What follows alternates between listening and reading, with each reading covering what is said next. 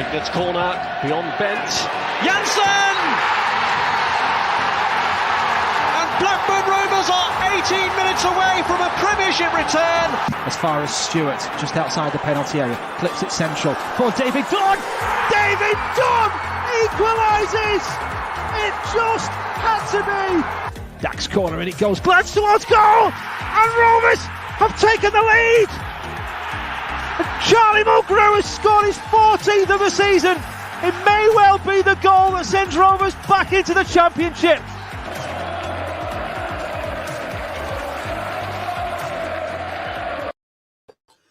Good evening, Rovers fans, and welcome to our pre-show and watch-along for tonight's game at home to Watford. I'm going to dive straight into the super chat to start here because the boss has spoken. Mr. Daniel Ainsworth, a.k.a. Silent Dan, is going for a 4-1 Rovers prediction backed up by his £1.99. You might have been better off getting whatever it is, a Happy Meal or something, Dan, with that $1.99. But if that's 4-1, then you are a legend. So that is a Happy Meal right there if it's 4-1. There it is. But yeah, Dan, thank you for contributing to your own site. Thank you for the donation. All of our Rovers fans, thank you for joining us this evening. Can see loads of you are already with us. Loads of you are in the comments. So once again, thank you all for your ongoing support. We'll do the usual as we've been doing on these watch-alongs, a little bit of pre-match and preview, and then we'll go straight into watching the game together. And for those of you not watching, a little bit of match description as well so that you can stay up to date with the action. Just a few reminders for everybody. Do show us your setup. Tweet Rovers_chat and show us your images of how you're watching the game tonight. Joe, Luke and I have just done that. I've sent out a tweet on my own account, and then I think Dan's going to tweet our 3 setups a bit later. So let us know how you're set up. If you're not subscribed to our YouTube channel, please hit that subscribe button. Please turn on all notifications with that little bell icon. And of course, give this video a like and all of our other videos a like that we push out on this channel. You know, we're really grateful for your support and interaction. But before we get started, we will, of course, remind you that we are sponsored by 6yardsout.com. The Rovers Chat YouTube channel is proudly sponsored by 6yardsout.com. They've got retro football from every era with mugs, phone cases and much more. They also have plenty of Rovers goods, including apparel with the famous 94-95 season and this season's kit. Check them out using the link in the description below. Thank you to 6yardsout.com. I'm just going to dive into a couple of the comments. Luke, Matthew is channeling what you were up to at the weekend with beers in a saucepan. So for those of you that weren't with us on Saturday, Luke had his dark fruits in a saucepan as well to keep them cool. So good on you, Matthew. Up here for thinking, down there for dancing, my friend. And then David, win, lose or draw, we're always smiling on this show, I hope. So yeah, if it is another painful defeat, then we'll do it in the way that we always do and try and keep a smile on our faces because, you know, it's about interacting with you all at the end of the day. So we will keep smiling. So first things first then, the team news has landed just before we went live, so we will bring it up. Luke, I'll come to you first because I know Joe's just going to talk about the potential shape of this side. So if you just talk about the personnel, you know, what's your instant reaction to that side? Good to see Bradley Dack. Let's hope they can turn the screw tonight and it's a Bradley Dack type game on a fine Wednesday evening. He's not been quite the same player that we've grown to love since he's come back from injury. I think when Joe talks a little bit more about the shape, we'll see that potentially this has got the opportunity for Bradley Dack to make something here. Yes, he hasn't got his partner in crime in Danny Graham, but hopefully he can strike some partnerships tonight with these boys. And we've got some real exciting talent going forward. We've known that for a long time. And certainly in terms of the personnel on the pitch tonight with Elliott, Armstrong, Rothwell, Dack, we've certainly got that excitement going forward. This may be controversial, but I'm quite happy to see Corey Evans in there. I think we all forget that actually we're talking about a very experienced international footballer. And at the end of the day, we've got 2 very young lads in there, so we do need some experience in front of them, even if it's just a case of, you know, a bit of an arm around the shoulder now and again, and to have a Northern Irish international of his, you know, experience and calibre to just give you a bit of a G up every now and again. It's going to do them boys the world of good. Certainly when we're talking about the defence, you've got to see Nyambe and Douglas in there. Fantastic to see Gary Douglas back, but the Nyambe one's the one that's a bit strange to me. I was chatting to you boys before we came live, and for Mowbray to make the comments that he did about Nyambe after him pulling up with a hamstring injury, talking about him being tired and need of a rest, to then throw him in again 4 days later seems rather bizarre to me. But obviously he's fit for this one, and a fit Nyambe is an asset to any 11 in any championship side. So good to see him in there.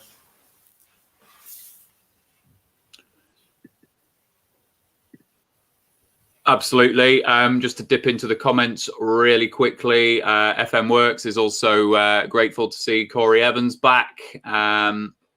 And then there was, Forest City trivia. I've seen your tweet to the Rovers chat account, so absolutely fantastic how you're watching the game. Dan, I don't know if you've retweeted that, but go and check out how Forest City is checking out the game tonight. That made me chuckle a lot.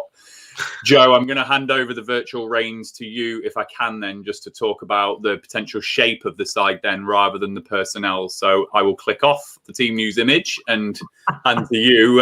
You think it's going to be set up in 2 ways, don't you, defensively and offensively?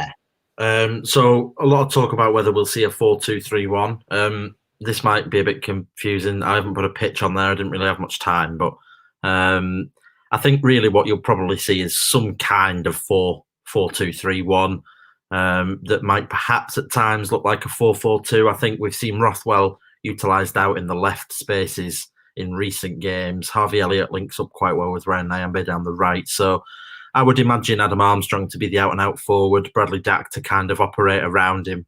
And then, Corey Evans will probably sit slightly deeper than Lewis Travis. And then, in possession, probably a little bit like a 4-2-3-1. Maybe defensively might just look a little bit more like a 4-4-2, depending on how we want to press, really. Harwood Bellis and Branthwaite are up against João Pedro. Difficult one. They're all young, obviously, but they will have a tough night. And obviously, Barry Douglas and Ryan Nyambe are going to have a tough one because Watford's wing play is quite strong. Luke's already mentioned it, but Corey Evans playing, I don't think it's the end of the world. It should be interesting to see how he does. I think what you'll probably find is that Bradley Dack will pick and choose and get quite close to either Rothwell or Elliott and create little triangles with Armstrong up front. If either of the 2 defensive midfielders are going to support, it will be Travis, but I think we all kind of know that one anyway, so I'm probably pointing out the obvious. The only other people we're probably going to mention, and I'm sure we're going to mention them later, down on the subs bench here, we've got Dan Pike and Conor McBride. I think before kick-off, or just as we kick off, we'll have a little bit of a chat about them, who they are and what they might bring if they do come on, for those of you that don't know. You're muted, mate. I was being courteous, letting you talk, and didn't unmute myself. Just Watford's side then, because we did have Mike with us yesterday on the other side. The prediction that he made, he suggested that Nathaniel Chalobah might not play for Watford because he's on 9 yellow cards and they're potentially saving him for their Bournemouth game on Saturday. That has happened. So Dan Gosling has come into the side over Nathaniel Chalobah, but the rest of that side is spot on in terms of what Mike predicted, and I just think it looks a really strong side for Watford. So certainly going to be a tough game for Rovers. So we'll just move beyond the team news then. Rovers fans, let us know what you think of the side in the comments just as we move on slightly. But Luke, I'm going to come to you first on this one. So an interview with Andy Bays, I believe it was, which was then covered by the Lancs Live website yesterday. And this is just a snippet of the interview. And this is probably the part of the interview that just puzzled me the most, actually.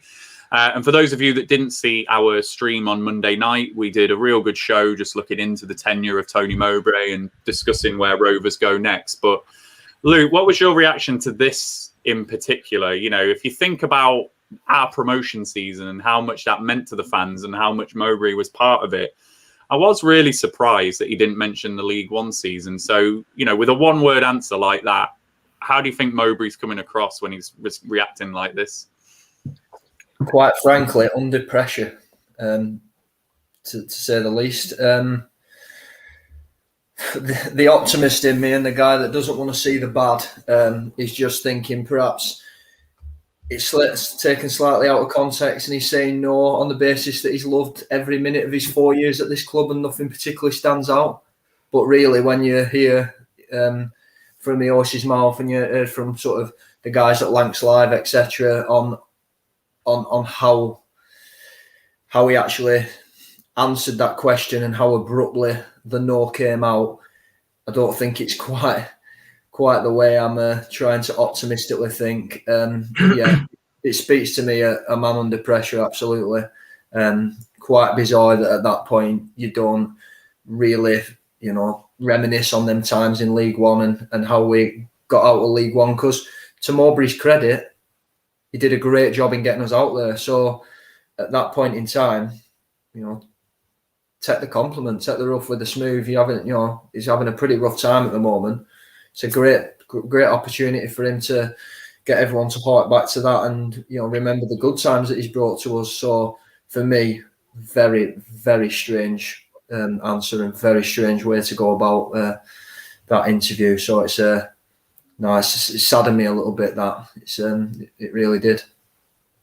And Joe, if I just play devil's advocate a little bit in the interest of balance, you know, Tony Mowbray is a professional manager and has been a professional player, and he might not have wanted to have managed at League One level and might not actually be proud of getting promoted out of League One because he sees himself as a higher manager in the Championship or indeed Premier League. So from that perspective, could you see that he's not going to focus on a League One campaign because it genuinely means nothing to him for that reason? But then also, is there an element of, well, maybe he can't win because he's under a bit of pressure with Rovers fans at the moment? And if he did start talking about the League One season and harking back to that stuff, are some of the fans then going to go, focus on the here and now, Tony? We've lost 4 games in a row. Stop banging on about League One. So was it a bit of a no-win question for him?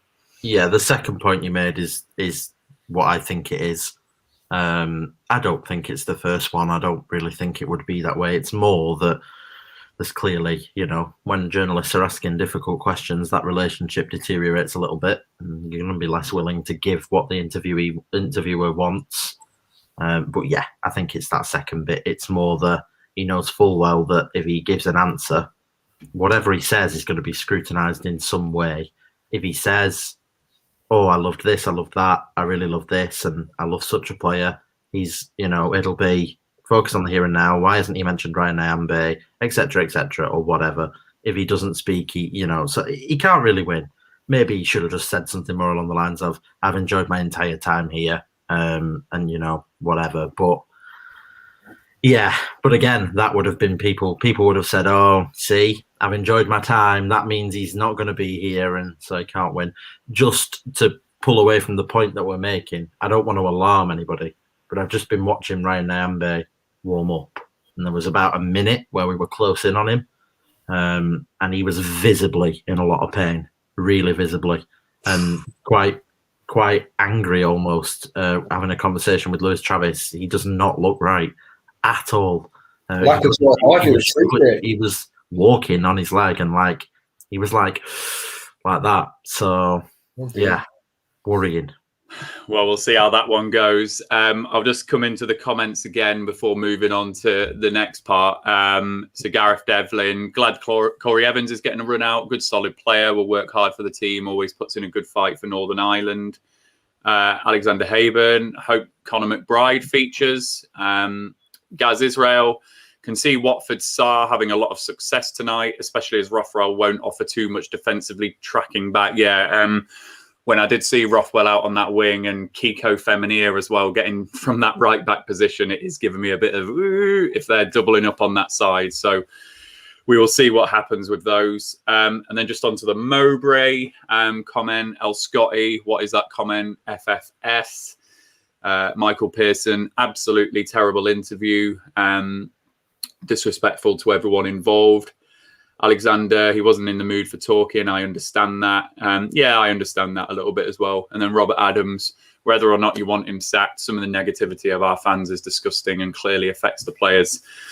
And then just a final comment. Luke, we've had your mum on the streams before. This one's my mum. Hi, mum. I'm famous. There you go. Hello. He actually is. Sharon. Hey. He actually is famous, Sharon. Brilliant. So we'll move on then. Joe, you prepared one of your, I love how your stats look and things on the Rovers analytics site. How visually, I love how good they look visually. So you've got another one to show us, haven't you? You know, we've already said it's going to be a tough game tonight before the game started. Looking at Watford's side, it looks really strong. But you're just going to show us a stat that kind of shows where we are this season and if we're looking for. Yeah, so this is us over the past 3 seasons after 30 league games, or at round 30, depending on how you want to phrase it. So basically, red is down on the season before and green is up on the season before. So 18-19 at that stage, we'd won 11, drawn 10, lost 9. And when we went into 19-20, we'd won 12 and drawn 8, so that was nice, but we had lost one more. We were up on goal difference quite significantly. We'd scored more than we'd conceded, and we were a point better off than the same point the season before. And we all know that we went on to finish a little bit higher. And then this season, based on a comparison with last season, we're down in the key areas and up in the perhaps not key areas. So down on wins, down on draws, up on losses. But goals scored and goals against give us a better goal difference. But, you know, apparently, since we've been promoted, we've currently got the best defence we've had since we've been back in the Championship, and no better of an attack than we've ever had, which I think most people, without knowing those stats, would say, oh, we're really good going forward, we just can't defend. But actually, we can score goals, and we are keeping them out. The one thing that sticks out to me here like a sore thumb from 2018 to 2021 is that we've suddenly lost the ability to draw football games. Now, if you look at the draws column in 2018-19 at 10, currently at 6, if you put that draws column up by 4, we would be on the 43 points that we were on there, and we'd have a much better goal difference. And you'd say, okay, there's a chance, we've made progress. And if we were on 44 points right now, we'd still be looking up at the top 6 and saying, okay, there's a chance. And we wouldn't be so pessimistic. But that's what I drew from that. I don't know if you drew anything from that one, Ryan. I think buried beneath this season, it's fascinating, isn't it? Because you said on Saturday on the stream as well, you asked the question of us all, didn't you? You said, have we got a better defence this season and have we got a better attack? And you look at that and you're like, wow, like same amount of goals as last season, as you said, and then defensively better. But I just think buried in this season are all those things that we've said. So we've had the 5-0, we've had the 2 4-0s, but then we've had some really disappointing losses, and it's the manner of those losses. So I think these stats just don't get into the detail of how we've lost games and when we've not won games and things like that. So that, I think, is the stuff that's buried underneath. And I think maybe it is playing out a little bit in the losses. You know, we've not had that resilience to come back in a game, have we? I don't know what's buried beneath these stats for 2018-19 and 2019-20. How many of those games that we drew did we peg aside back to come back and draw that game? I think that's probably the damning stat, which is driving up that number of losses. I'd love to just look into that and just see how we did in those 2 seasons. But yeah, it's been a bizarre old season for Rovers, and it's one that's really just had us all up and down. And even the Watford game, you know, the return fixture, I was actually quite happy with the performance that night, even though we lost 3-1. And we just don't seem to have had those types of results since that point, actually. Certainly away from home. Yeah, it's an interesting one, and I think there's some surprise from people in the comments. To be fair, I just want to do a quick shout out. This graphic did go out earlier as an exclusive on the Discord server. If you're on there, you might have already seen it. If you're not on there, you won't have done. But I will be trying as we're going forward to put content out on there before it goes out anywhere else. So it'll go out on Twitter after this as well. But if you are interested in seeing things like this ahead of time, So you can kind of have that insight and think about that during the day rather than 5-10 minutes before the game starts. Make sure you join. There should hopefully be a link in the description. If there's not, head over to Twitter. You should be able to find one, or give me or Ryan or Luke or the page a message or a tweet, and we'll sort it out for you. Awesome. I'll just come into the comments on the back of that you brought up there, Joe. Michael Pearson, surprising. Alex, lack of draws away from home. Bowyer only lost 7 away games in 13-14, and we lost 13 last season. And then leap year, man, you've probably just you've done it in a more articulate way than what I was trying to say. We've lost so many games by the odd goal. For the most part, and the stats hide that, and I think that's what I was trying to say. Those games when we have gone 1-0 down or 2-0 down have invariably ended in the loss, haven't they? Rather than pegging it back to 1-1 or whatever. So yeah, Luke, just before I move on, any comments or whatever about Joe's season comparison there? Yeah, I think we've just found ourselves on the wrong side of the knife edge quite a bit. That's what that shows. When we win games, we win games convincingly. Well, we have won games convincingly. We've had the odd ugly win, but we haven't done that enough. I think what we found is certainly 14 out of 16 games now, when we've not scored in the first half, or we've not scored first, however you want to look at it, we've then gone on to lose games narrowly. But then when we've got that first goal, particularly in the early season, it's exactly sort of what Leap Year Man's getting at, is we've then gone on to really dominate games and show what we're ultimately capable of. So ultimately it comes down to that, and it's boiling down to our attitude and how we're applying ourselves in games, and the inability recently to get that first goal. So again, I mean, it's stating the obvious. You don't lose football matches when you don't concede goals, and I think to the most part we've done that very well. What we've done is we've conceded the odd goal, and that's ended up, ultimately getting us in the position that we are, losing games. So at the same time, we need to score goals as well. So it's all coming down to that first goal, and tonight we really, really need to get that, because this is a Watford side that are going to be absolutely ruthless, particularly if they get the first goal in this game. It's going to set the tone, I think. Yeah. And just before we gear up to go to the game, just one final comparison between this season and last that we've got. I won't be able to do this justice, with the few minutes that we've got before the game, but go and check out Andy Watson, who's put this out on his Twitter page. Andy's done a fascinating comparison, results between the teams last season and this season, and just obviously swapped out the ones who got relegated and promoted. And he's done the comparison. And if we match the results against those sides like we had last season, we'll end up with one more point than 19-20. And that includes if we lose the game tonight as well. And as he put there, a win tonight puts us 4 points above last season's result if it plays out like that. So as ever with Andy and with Joe, some fascinating alternative insight on Rovers and the comparisons there. So go and check that out, see what you think. We know that stats aren't for everybody, but if you're looking at if Rovers are going to go on a run or whatever, or where we're going to come, I just think this one's fascinating. I think obviously the thing that this won't show is how the individual teams are performing this season. We might have played them last season when they're on a lower ebb than they are this season, but I really do think it's an interesting observation. And for those people that, are still backing Mowbray and really behind him, these are the type of things that can really help back that up. And as it says on the slide on the left, the 𝐂𝐎𝐃 coefficient, which I'm sure Andy will be able to explain what that is, or provide a link to what the 𝐂𝐿𝐃 coefficient is as well. But yeah, go and check that one out. So before we start to gear up towards the stream, Forest City, we did say that we were going to show how you're enjoying the game tonight. So this tweet just made me chuckle. That's how Forest City is watching the game tonight. So that made me laugh. But obviously, congratulations on the baby, who looks like a young baby that you've got there as well. So hopefully fatherhood is treating you well. So, Rovers fans, before we start to gear up towards the stream, please do hit us with your score predictions and how you think the game is going to go. I can see on iFollow that it is lobbing it down at Ewood Park. I'm so frustrated.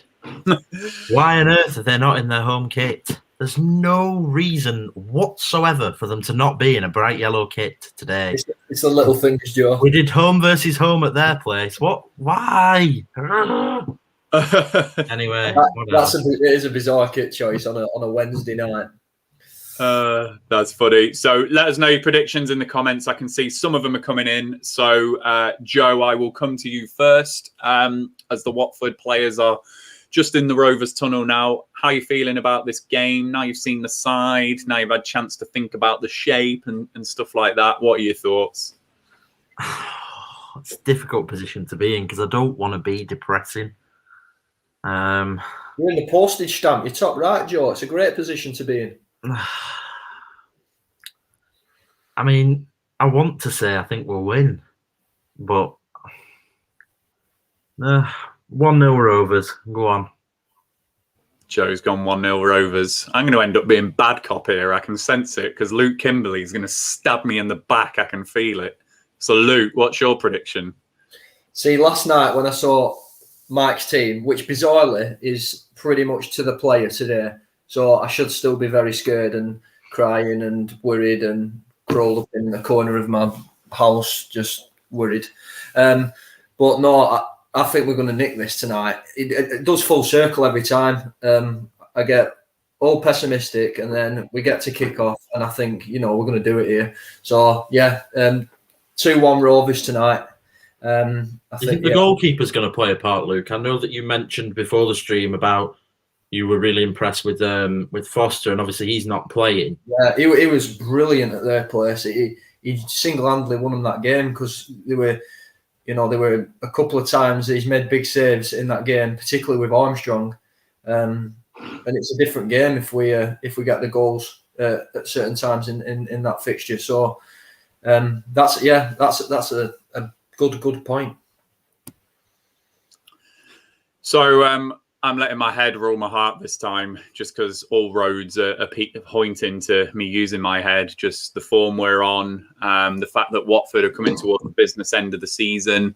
It's still a very young defence, and I think that 𝐿𝐻𝐃𝐄𝐎 and 𝐂𝐎 are going to cause us some problems down those sides. So I'm not feeling too optimistic about tonight. I'm really not. I would be delighted to be proved wrong, of course. And I said yesterday on the other side that people can laugh at me if I am wrong, but I can see Watford nicking this in the second half, 1-0. That's my prediction, I'm afraid. I hope I'm wrong, but I'm letting my head rule my heart today. But I can see lots of Rovers fans are better men than I am. So thank you for predicting wins. I've just been running through them as we go. I don't think there's been too many draw predictions. People are either going for a Watford win or Alex Lomax has gone for a draw. Oh, that's good. I am definitely bad cop then, aren't I? Bloody hell. Alex, you've stabbed me in the back as well. Housery. Oh, we've got a Watford fan on that Foster conversation because that's fascinating. Because he was so good against us. He was. To be fair, I have seen a few people saying that he's not been great for them this season in general. Rick, I really hope it's fifth time lucky for the Watchalong. We'll see. The game is about to start. The ref is not fancying this weather. I can see that straight up. So for those of you not watching, let us know and we'll do a bit of description. Pitch looks a mess for anyone wondering. Already. It's only going to get worse tonight. And if you do want to do a super chat with us whilst we are live, we appreciate all of your support tonight. So you know where that is on the comments. But as you have been doing, keeping us company on these watch-alongs, no one's under any obligation to do that. So we'll keep running through your comments. Loads of predictions here. I've kicked off. I don't know about you guys. Yeah. We're all same tonight. Oh, let's just keep it that way, eh? Let's try. 8, 9, 10, 11, 14, 15. Press your live button. 2 seconds ahead of you there. I'm bang on with Joe, actually, Luke. Yeah. You need to catch up with us. It's done the same again as last time. I don't know. Right, let's try again. Interesting to note that Bradley Dack is currently playing on the left wing and Joe Rothwell's in behind the striker. Offside. Come on, linesman, he's offside. Corner ball already. Yeah, so I'm just trying to keep up with these comments. Watford have got an early corner, Rovers fans. They managed to release Sarr, was it, down the right-hand side, or Sema? I couldn't tell. It was Sarr. Sarr got down the right-hand side. It looked offside, as Joe said, and he's put the ball in, and we've cleared it out for a corner. So for those of you not watching, we're on 1 minute 5, 6, 7. Yes! I'm live. Hey. That's what I like to hear, Ryan. You keep coming out with the timings like that. I'll be happy. 15, 16, 17, 18, 19, 20. So Rovers fans, hopefully you are synced up with us. There we go. You can react live with us. So I think I've run through everyone's predictions. I've just been trying to click on them. It would have been way too many to run through. Good question, Ollie. Joe, I'll come to you. Early thoughts on the formation? Looks like it is back out on the left. Interesting. I don't have a clue. I give up trying to guess.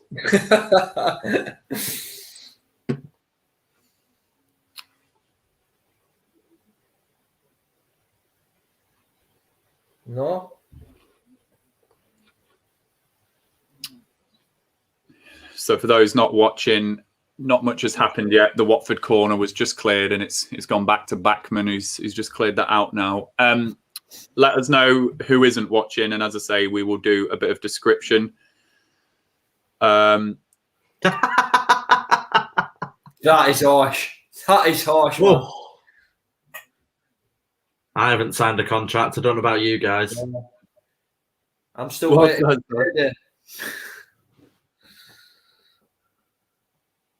What? Have I missed a comment? The super chat comment, Ryan, from FM Works. Refund from the watcher. Oh, I thought you were on about something else. Yes, sorry, FM. They took my attention to something else. No, thanks ever so much, mate. I mean, you're getting into a serial donator to this channel, so thank you for the $19.99 donation there, mate. I really appreciate it. You'll have to ask Dan if there's a refund if we lose. So I'm going to bottle that decision. He can decide. But no, thank you for your support, mate. On a serious note, we really appreciate it. Can Tony Mowbray not owe you the 20 quid? No, he'll say. No. Maybe. Go on. So a little chance for Rovers now. Nice. Armour driving forward. Go on, Ivy. Oh, nice. For those not watching, by the way, I'm not going to do the play-by-play that Ryan's done, but if you're not watching, it is so wet, and raining, so the ball is skidding and all the players' hair's black. That scene. It's almost like a Tuesday night, but it's a Wednesday. But that was a good little play there from Rovers. So we managed to break down the right a little bit. It came into Elliott, who popped it into Armstrong. And we just seemed to have a bit of pace about our attack then. And then it went back to Rothwell, who just hit the ball straight into BLACKBURN. But good chance just from about 19 yards there. We look bright enough. It is absolutely... Tony's a wet man out there, isn't he? Yeah. He's drenched. He's got his gilet on and a coat. I can get my Moretti out now. So for those of you who have got a beer at home, let us know what you're drinking. Are you on a dark fruits or anything, Luke? I'm on a dark fruits again because it's furlough Thursdays, isn't it? So I suppose when you are furloughed, you've got enough time to come up with these acronyms to excuse the drinking. I tell you what, Kaminsky's going to have to watch that ball skidding tonight. Anybody know what the Karate Kid reference is? Is that about Harvey Elliott's headband? I'm not sure, but I think it is. It's about Harvey Elliott's headband. Have you seen it? Yeah, it was about Elliott's headband. I think he's not got like a Cobra Kai headband on, has he, or something? Yeah, it's like white. It's because he's sponsored by New Balance, like Liverpool are. So his boots and his everything, he's all New Balance. You can see it on his head there.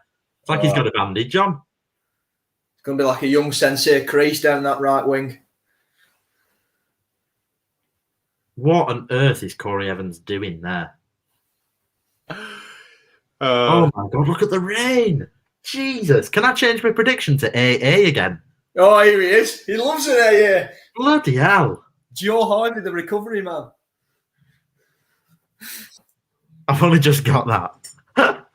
Brilliant. Luke Oh, Kills he it. done Here all 6:50 week. in the morning. Fair play, mate. Fair play.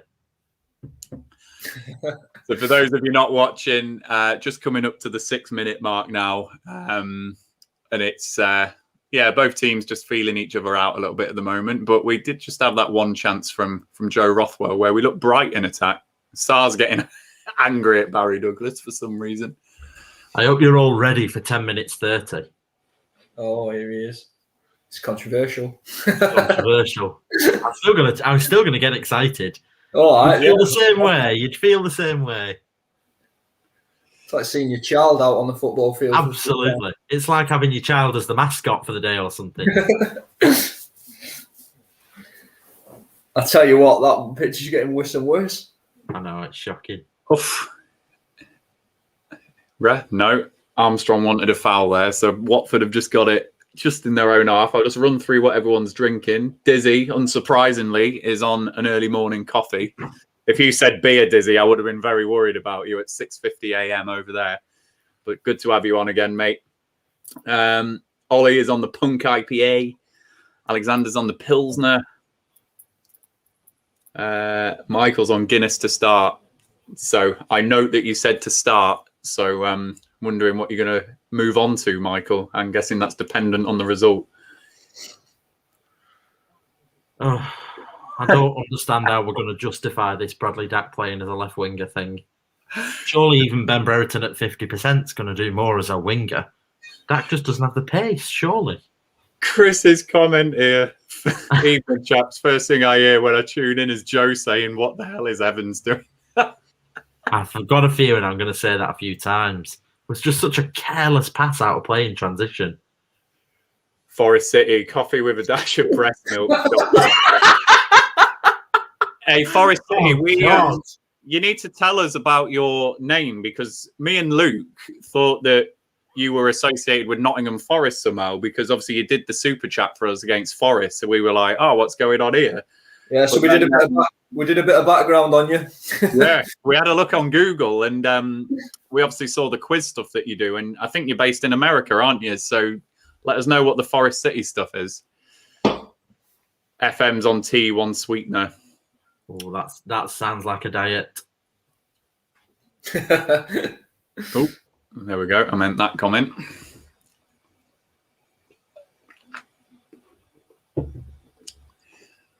On that comment from Jacob there, that's how I feel about go on, I'm not gonna make the joke. I was gonna just pick some random Rovers chat contributor and be really mean, but I couldn't do it to anybody. I couldn't. Say Ryan Hildred. Remember tonight, I'm my twin brother, Brian Hildred. Yeah, could have just had a moment there, Joe. Full Joe Weaver. Kicked him out. Kicked him out. I got halfway through the joke and thought, who am I going to single out here, really? Bottled it. I know, I did. Forest City. Oh, Cleveland, Ohio was known as the Forest City back in the 1800s. So do you run quiz nights then, Forest City? What's your name as well, so I don't have to call you Forest City? What happens now? Every day is a school day. What happens now, right, is I have a big panic for a minute, hoping that the ball's not going to go out of play so that the advert does get shown. Because obviously there's replays and stuff like that and close-up camera angles. You're fuming. Yeah, although the one thing you really want, and it's still not happened, is for there to be a goal while you're on. You know, but it never happened. For 10 minutes. That's because of me or because of Rovers. Oh, that's rash. Bad foul. Should get a booking for that, I think. So for those not watching, Watford have got a throw in deep in Rovers territory on the left flank. 10 minutes in now. Watford have had 64% of the possession. But it doesn't feel like they have. You know, Rovers have been more than in this game. So, you know, then we're not getting battered. I believe there's been some cracking I follow commentary. I've not got me comms on, but it sounds like there's been Fantastic line from our Reverend Mr. Lucy. Are you ready, boys? Here we go. Oh, yeah. There we go. There we go. Oh, It'll never get old. Love it. Nice and visible. No replays today. That's what we want. Awesome. Good job your bladder held out for 12 minutes. Well, I know. I know. I'll need another wee in a minute. Excitement. Oh. So who's gone down? 𝐂𝐄𝐓 has gone down. He's earned a free kick. Halfway in the Rovers half on the right flank. And they've just gone. Ref, come on. Oh. So, Jared. There we go. Forest City's name is Jared. We can call you Jared from now on then, rather than Forest City. So good to have you on, Jared. And appreciate you giving up your time as well over in America. Chris, we've had that one chance. Joe Rothwell hit it straight at the goalkeeper, and we look quite nippy in that particular attack. But, you know, we're looking okay, Chris. As I say, even with a 64% possession for Watford, it's felt okay for Rovers. Yeah, it hasn't felt like it's been a game like that, really. No. And then Dizzy, what is Evans' contract situation, and isn't he now keeping Davenport out the side? So I believe Davenport had an injury, Dizzy, before this game. I think it was a thigh injury I saw on Twitter. I only very briefly saw it before we came live. So someone please correct me on that. But Davenport's definitely injured. I'll just pause though, because Sarr... The foot race between Douglas and Sarr. So there we go. Good tackle there from Evans. So sorry, Dizzy. Davenport's definitely injured tonight. I'm not sure about Evans' contract situation, though. Oh, lovely. Go on. Great feed from Rothwell there, deep in own half. Elliott with a ball. Oh, lovely ball. Go on. Gamble. Oh, I thought he was going to earn a penalty then. So for those of you not watching, Harvey Elliott did manage to ping. It was a really high looping through ball over, and it looked like it was just going to drop for Armstrong. And it took a touch off the defender, and I thought he was just going to nip ahead, but he didn't. The defender cleared it out for a throw. So we have got the chance now just to build deep in their half. It's with Nyambi. Trademark gets past. He's pulled it back for Armstrong. Yeah, go on. Oh, and that's a great block from 𝐕𝐈𝐃𝐄𝐎 there, giving away the foul. So that was good chance for Rovers there. So Nyambi got down the right-hand side. Trademark Nyambi. The hamstring held up there, and he's pulled it back to Armstrong, who was about 16 yards. It's on his left foot, but 𝐕𝐈𝐃𝐄𝐎 has thrown himself at the ball. It's not the right decision, is it? I mean, no. I know he's got goals this season, but there's three men blocking that shot. He's took so long over it and then just been greedy anyway. That's frustrating to me, that one. I don't know about you, but I found that frustrating. Yeah. And just before that, you probably heard us or heard Luke laughing at the foot race between Sarr. Oh, no. I'll just pause. So Sarr, Kaminski's got the ball. So what has he done there? Oh, no.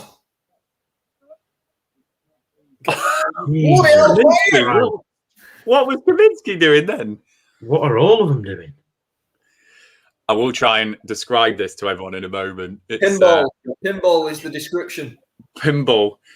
So we had the first chance, which is Sarr there was a ball about 3 minutes ago over the top from Watford, and it was a foot race between Sarr and Douglas, and Sarr obviously got there, put a cross in, and it got cleared away. Then this chance, again, it was Sarr who put the cross in. We had the chance to get it away, and Kaminski eventually got the ball, but then he's rolled it to Evans on the edge of the box and given him no chance whatsoever. And then I thought Hughes was going to get a chance. So I think the conditions are definitely playing at the moment. But now we're breaking with Douglas down the left. Oh, shocking. So Douglas has attempted a bit of a crossfield ball to Armstrong in that right channel, and it looked spot on. It looked like he was just going to control it, but he's just miscontrolled it. Lovely flighted pass here from Douglas. Just stretching for Armstrong, and on the wet surface, he's got no chance. We've got a Chilean fan unhappy about Ben Brereton being on the bench. We're also unhappy about Ben Brereton being on the bench. Nice. Go on. Nice. Douglas back stick. Ooh. Some good football here. Nice to see. Yeah, I think we're looking okay football-wise. You know, when we've got the ball, particularly in that attacking third, we're popping it around nicely. We're looking sharp. So there's definitely a response here from Rovers. We did see this on Saturday, though. I thought we started okay at Forest, and then we just drifted out of it. So go on. Lovely ball. Nothing on then. I mean, when Bradley Dack got the ball there wasn't a single pass on for him. No support. There's no Danny Graham. So just to describe that for everyone, Dackie's got the ball on the right corner of the box. He's stood a left-footed cross. It's right. It's gone beyond the post, and Douglas is, you know, it's nearly going out. He's just headed it straight to Backman, right on the byline down as well. So half chance at the very, very best there. You could say it's headed Backman. Hey? You could say he's headed it Backman. Ha! You're on fire today, mate, with these. Brilliant. On fire is one way to describe it. But quickly, being put out very quickly by the rain at Ewood. Yeah. Tell you what, you need to go elsewhere for a comedy show, viewers. So, for those of you not watching, 17 minutes in now. It feels exactly like the Forest game for me at the moment. Started brightly. We've looked okay.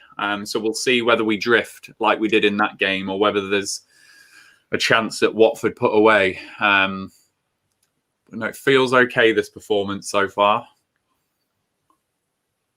I wonder if Nyambi pulled up with a hammy at weekend. He got the ball!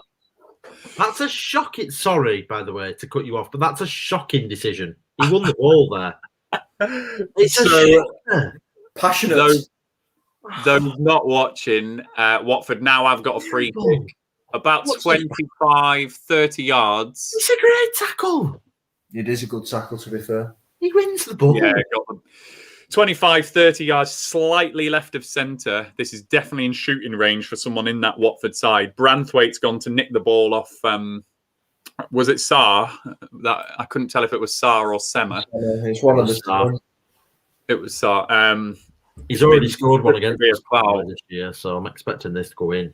So Tom Cleverley's got this. It's about 25, 30 yards. He takes it now, and it's probably about 5 yards wide and left of the post. I don't think it was Messina, was it? They're showing Messina on the replay. Yeah, it was Tom Cleverley. Awesome. Decent opportunity. That headband is absolutely shocking. That headband is advertising. Yeah. Wow. I'd be surprised if Umbro weren't unhappy about that, actually. Yeah, Matt, Sarr against Douglas is going to give me a headache. I mean, it's looking like that's going to be an interesting battle all night. There's been a couple. Oh, come on. Through a touch. Really poor pass, though. Way too much on it.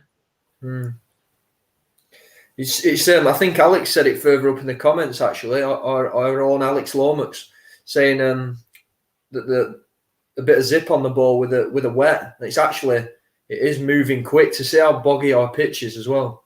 Yeah. So can Evans get there? He has. Go on. Good knock. Chance. Come on. So Armstrong, if he can get this into his right, we've got a chance here, Rovers fan. That's a cracking ball from Dack. So we're just popping it. It's gone out to the right wing now. We had a chance for Armstrong. He just couldn't quite get the shot away, but we've still got it deep in the gambling on that? Nobody is the answer. Come back to Travis on the edge of the box.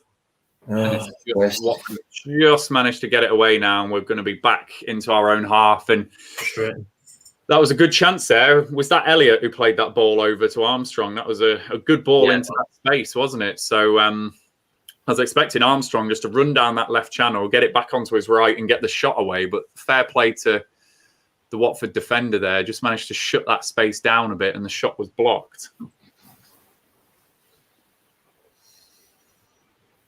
So those of you not watching, 20 minutes in now. Still 0-0, but still the same level of performance. Looking okay. Just kept flying. No. Ian, I will have the ticker just going. It's 0-0 at the moment. Chris Hayes, what a comment. Where is he? It's referring to the comment above.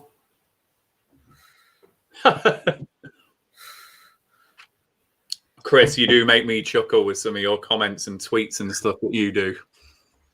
I think the best one's that Jonathan Secker's bloody deadline day thing that you did. Jonathan Secker with boobies, it was great to see. Oh, no. A chance there for Watford, but Sema's cross was too deep and 𝐿𝐻𝐃 claimed it. So Dax got the ball in the kind of left wing. Oh, no, it's going to be a free kick anyway. So you want Dak out of there, don't you? Like, yeah. That kind of left wing back position at the moment. He's not getting forward either here. No. All right, look at that. We just got completely isolated up there, Armstrong, and he looks frustrated as well. Yeah, Jared, it does feel better than the Barnsley game. Absolutely. No, just give it.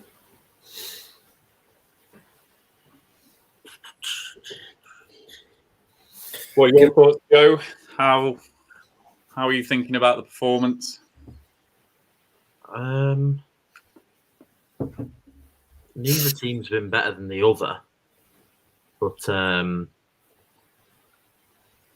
I don't know. I really don't know. A bit too early to see which way this is going to go, but we look nervous in defence, and there's no runners in attack.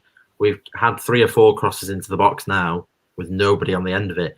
If those are the chances we're going to get today, you've got to get Gallagher or Brereton on and have them in the box, or I suppose McBride, because we've had like 3 or 4 balls into the box, and like there's one.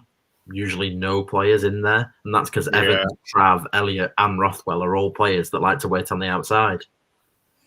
So Watford have just stuck a free kick in there. Hughes pinged it over to, I think it was Troost-Ekong got it back. That is a... Oof. That should be 1-0.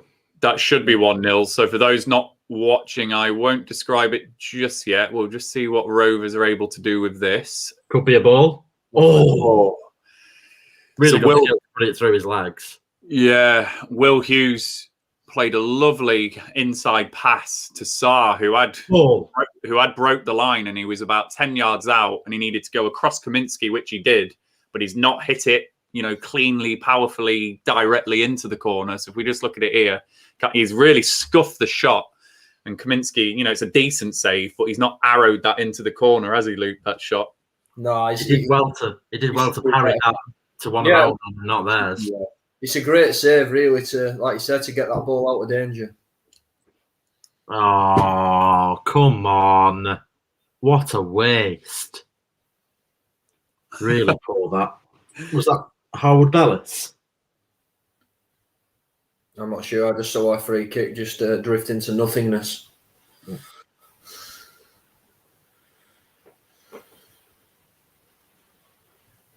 Oh, get there, 𝐿𝐻𝐃. Bloody hell. He's offside. I think it's been given. Watford have scored. 𝐿𝐻𝐃 scored. I don't know what's happened here. Not offside. Watford have scored here. I don't know. We need to see this again because that was entirely confusing. So let's have a look. I've had enough of this. He's well on, yeah. Cleverly's just looped a ball, hopefully, back after it's been cleared. And it's Branthwaite who's played everyone off onside. And 𝐿𝐻𝐃 can't believe his luck. 𝐿𝐻𝐃 hesitates, doesn't really do much to affect the outcome. And, 𝐿𝐻𝐃 is brave, going in with 𝐿𝐻𝐃, just loops it really high over him, and then it bounces into the net. So, Branthwaite completely static and really poor goalkeeping. Like, Branthwaite's not had a good game today, again. But just to avoid all doubt for everyone watching, it did look offside. It wasn't. It was onside. Branthwaite had played them on there. He just hadn't got out quick enough when Cleverley's looped to pass back. So probably one I've not really described well, but we've cleared it and Cleverley's just kind of hooked it back over his shoulder. Good time.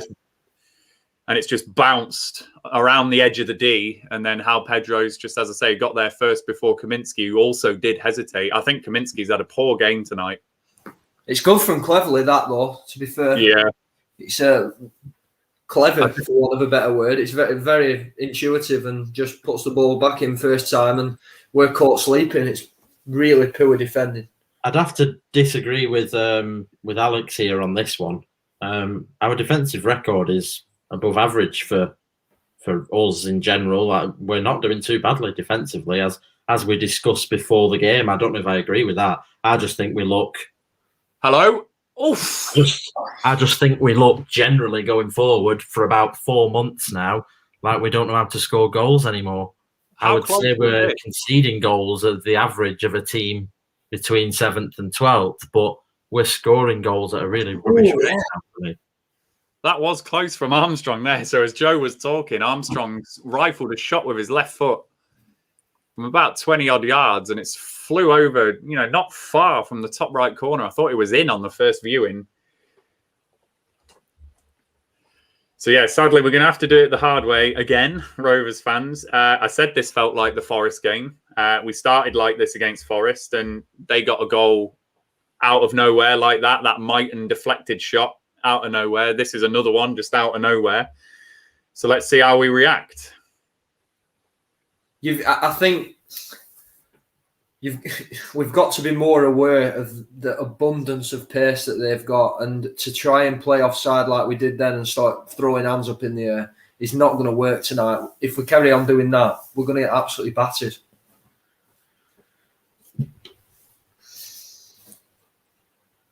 I'll come into the comments once I have done this banner.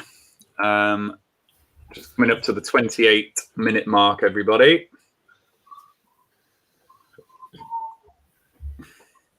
The suggestion that Armstrong should pass, I get, but who's he going to give it to? There's no one up there with him. There's nobody in the box. Bradley Dack's not getting in there because he's out wide and deep. Rothwell and Evans and Travis and Elliott don't get into the box. There's no options up there. If we score, it's going to be from outside the box, and that diminishes your chances of actually getting one. So I'll just come into the comments. Chris and Si, yep, sadly. Michael, yes, it was onside. FM, very poor from 𝐿𝐿𝐄𝐿 there. He's just done a few random things for me tonight, like bowling that ball out to Evans and giving him no chance. And he's just looked a bit shaky when the ball's been kind of sliding through to him on the wet surface. So he's not looked right tonight.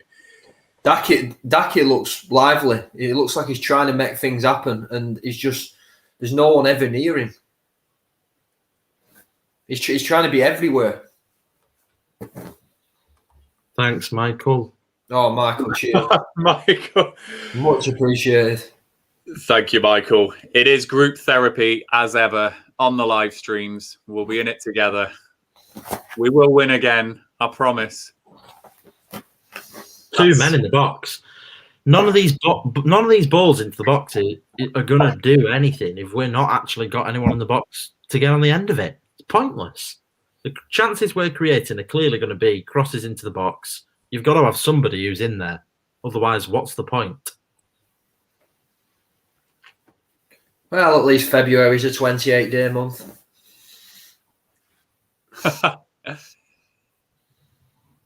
So a little chance here. So Who's Armstrong helping him on side. Look, yeah. So Dak had the ball on the left. Rothwell driving into the box. He's going to go out to Douglas. Back in for Daki. Going to try and make something. That's a poor pass, Daki. Jesus Christ. I'd rather John Buckley play if he's going to play like that every time he's on the pitch. It's terrible. Oh, that's not about positioning. That's not about not suiting the style. That's a pass. That isn't the Bradley Dack that we know. That just doesn't happen. Alexander, it's got to be Saturday. Surely. If it's not tonight, it's got to be Saturday. Andre, surely.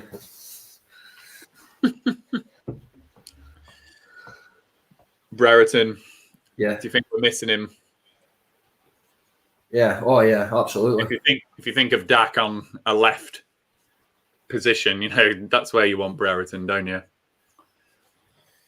Just trying to. Oh, Jesus Christ, Trav.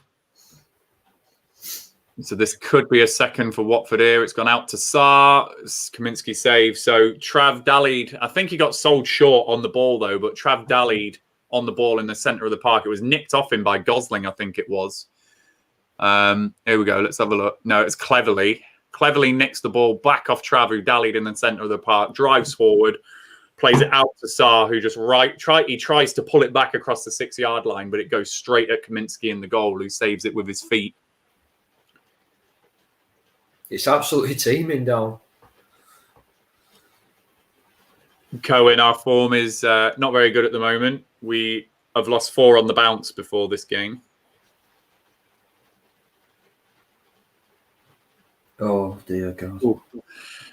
And I thought that was going to be a goal there. That was Dan Gosling. So the corner got played in and it was cleared out by a Rovers head. It was Nyambi who headed it down right onto the edge of the box, and Gosling was there unmarked, and with his left foot, powerful shot, about a foot or so over the bar.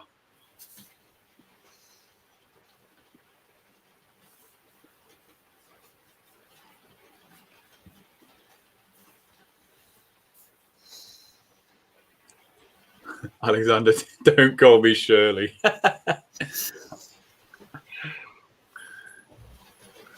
Oh dear. Luke, come on, give us some positivity. What's happening? I'm furloughed tomorrow and Friday, so that's no work. That's it's always nice. What's happening, Ryan, is the same thing that's happened every week for 3 months. Basically. Do you know when you want to go home? When a game's that bad that you want to go home and you're just worried and it's wet and it's just like, oh, and I'm sat in my house, so just got to endure this with you boys. Come on, let's get through it. We'll get through it. Going down the road to see the Blackburn Aces. Got to get in there. Got to get in there.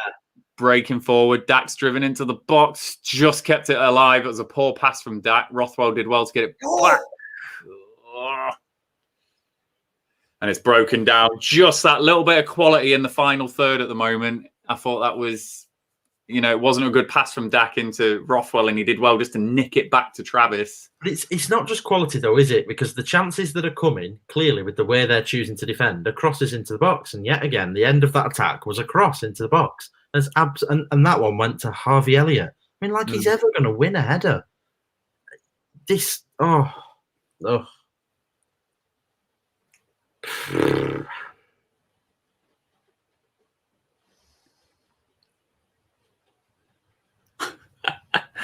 I did joke around on the chat earlier, didn't I, Alex? That you can join me and Luke in 2028 when we're covering Blackburn Rovers versus AFC Fylde in the National League North, because me and Luke haven't budged off a watch-along and we've lost every game since. Joe's genuinely worried.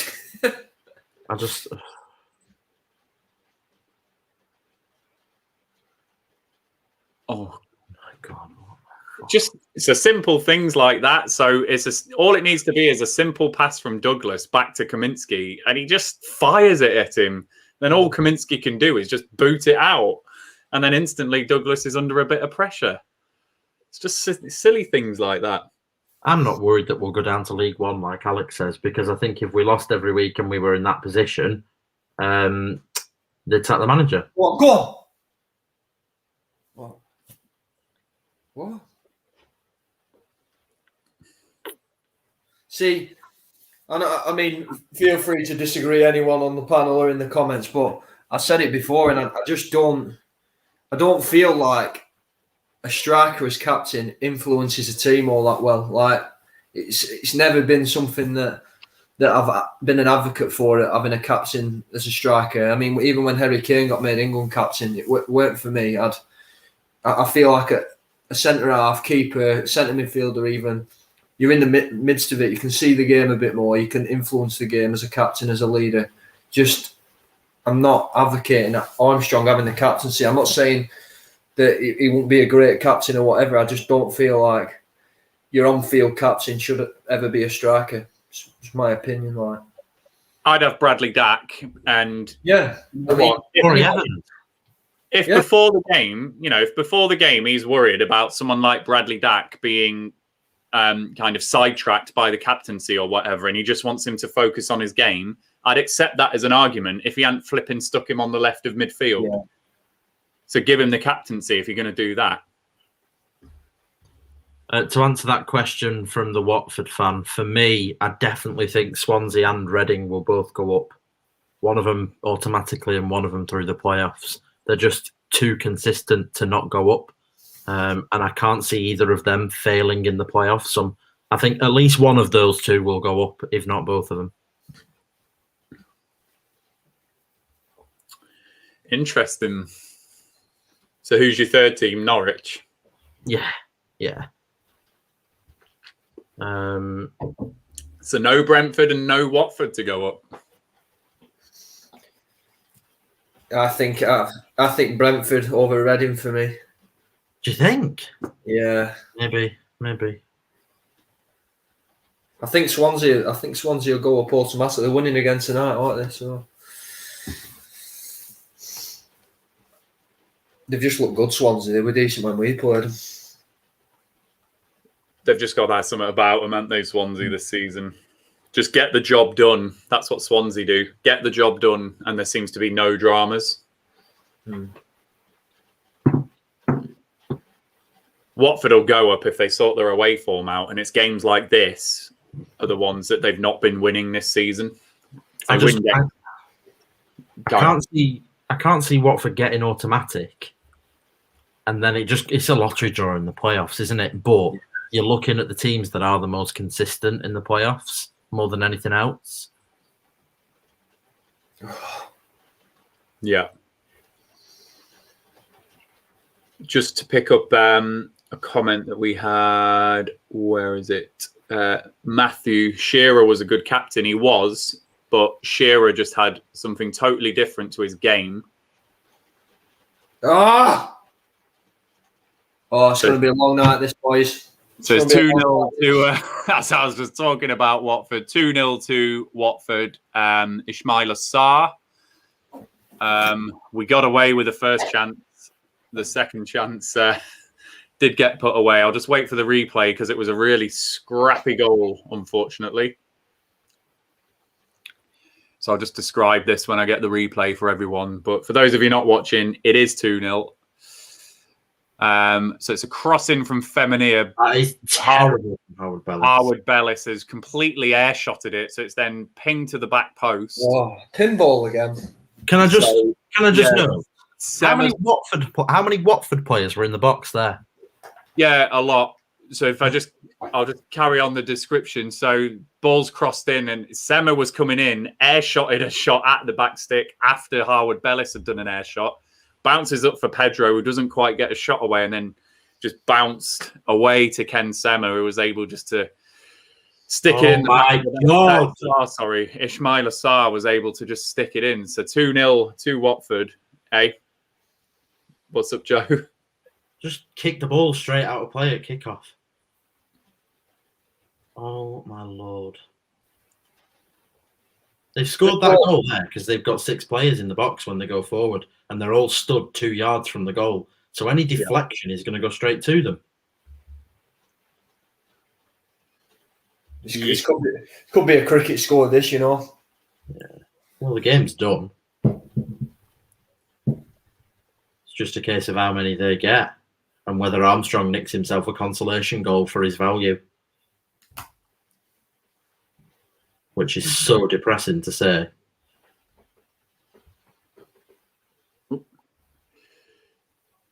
We'll try and stay happy, Rovers fans. I am just doing the banner. We might have to get some Luke Kimberley jokes out for the second half. Here comes the greatest comeback since Lazarus. You've heard it here. I don't actually believe that, but... Oh, dear. We've got no chance, David. I'm not usually pessimistic, but we don't win from 1-0 down, let alone 2. It's just not going to happen. If it does, I'll donate £100. It won't though, so I'm not bothered. And FM, your comment here. This is exactly why I feared this game and let my head rule my heart, because I just thought that Watford side on paper, exactly what you've said there, just looked frightening tonight for me. So that's why I couldn't see the victory. It's Whiskey Wednesday for Michael Pearson.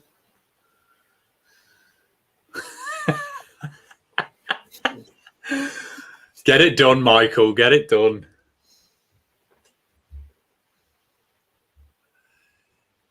So 4 minutes away from half-time, Rovers fans, those of you not watching.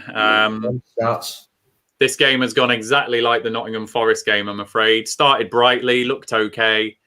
Goal out of nowhere for Watford, and then really we've just not looked anywhere near getting back into it or causing any problems. And then Watford this time have got the second. That's where Forest couldn't do it on Saturday. Watford have got the second. So 2-0 down at half-time is a huge, huge challenge.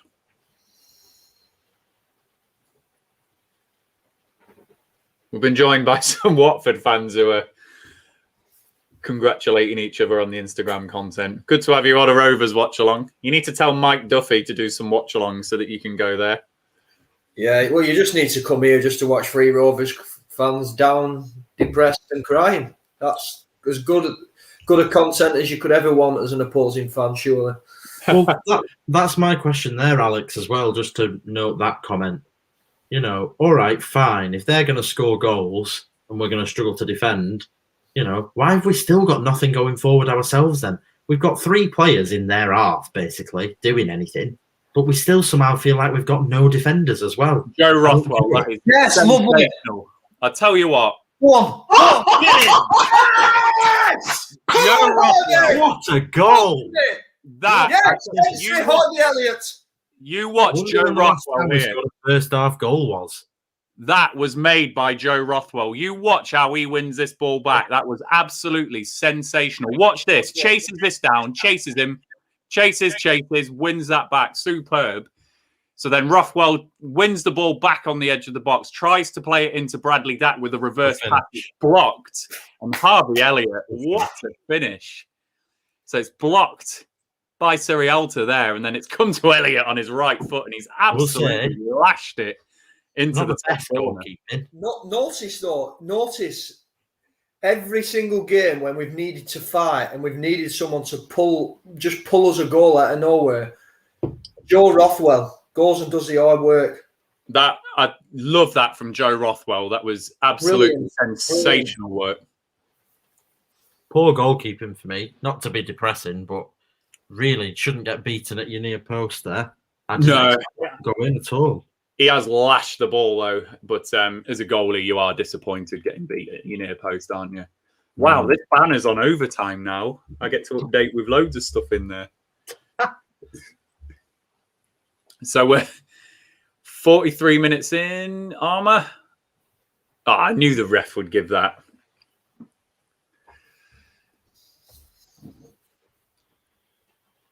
And you know what we'll have now? We'll have all the Liverpool fans.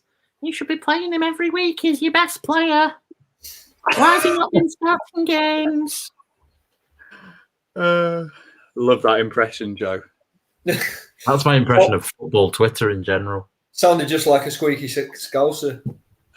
Oh, yeah, I didn't put the accent on. Why has he not been starting games for you then? Rovers fans rate that accent from Joe Harvey. That was superb, mate. Oh, fake tan extensions and high heels I had on you then. Rollers in the air.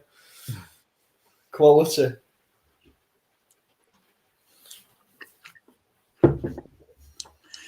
Blackburn Rovers providing hope.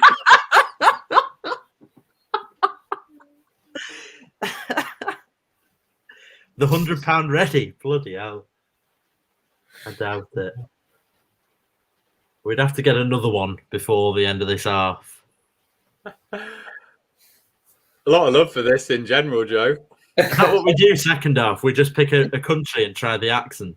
Yeah. John Bishop. Oh, dear. So there's Brilliant. 2 minutes added on, Rovers fans not watching. We're 30 seconds into that added on time at the end of the half. Is Travis a true Scouser, though? He's from Wiston. Is he really claiming Scousership from Wiston? I don't know. Oh, good tackle. Bramford, lovely. Good ball. Oh, no. Ignore me. Joe sounds like... Oh. okay. We try and please on the Rovers streams. Never heard that one before. This has got an easy answer. You should have just said no. No, yeah.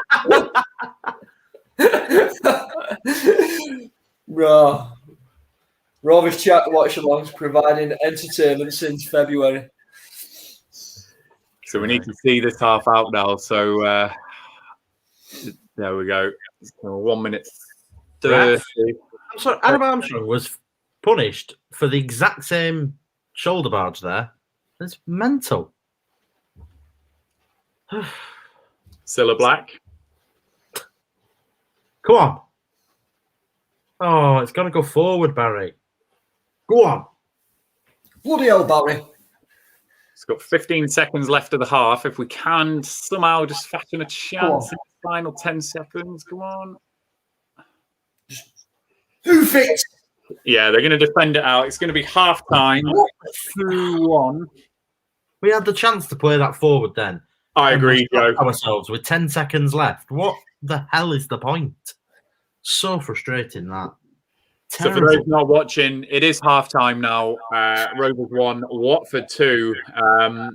A goal out of nowhere, really, for Rovers when you think how we were ending that first half. And really brilliant hard work from Joe Rothwell just to win that ball back and get a chance out of nowhere for Rovers. And when you've got the quality of 𝐕𝐈𝐃𝐄𝐎, you know, it was a cracking finish from the lad. So a little bit of hope at half time. Who would have thought it? It's the hope that kills, Ryan. It is the hope that kills, as always. But no, on a serious note, that's a first half goal. We're going in, you know, chasing a 1-goal deficit rather than 2. That's a massive goal in the grand scheme of things, and the timing of it is very, very important. So we've looked good in that. I mean, FM Works is saying it there. In that last 5-10 minutes, we've looked much, much better. Getting forward, wanting the ball, chasing lost causes, but making something happen. Like, it's much better. But Look it's at that successful crosses there. Sorry, Luke. Just while it's there. Yeah, successful crosses 0. Wow. I've been saying it all off. It's terrible. Sorry, mate. 0. No, hang on. It's a good point to make at this point. 0 out of 0 as well, Joe. So we've not even attempted a cross. Oh, cheers, 0 Jack. out of 0. Well, I don't believe that because I've seen 5 or 6 crosses with my own eyes, but definitely I agree that none of them were successful. Jack, odds on a comeback second half. Cheers for the like. No, thank you for that, Jack. No. Odds on a comeback second half. This is Blackburn Rovers, and the stats haven't lied to us this season. But whilst we continue to support Blackburn Rovers, we'll always have that blind hope. We're going to do it. Come on. No, we're not. We're going to do it. Come on, really not. I'm a bloody young Glenn. Look at me. I'm a young Glenn Entwistle. Look at that. Positivity abundance. Right, you two. Can I go and make me half-time brew? I've had enough of You're having a wee, really, aren't you? No, I need my brew. So we will we'll give everyone a little break. It's 2-1 Rovers fans. We got all giddy and excited at the end of that half. We will we'll put the quite fitting 𝐕𝐈𝐃𝐄𝐎 halftime banner, and we'll restart again. We'll come back to you in a couple of minutes' time.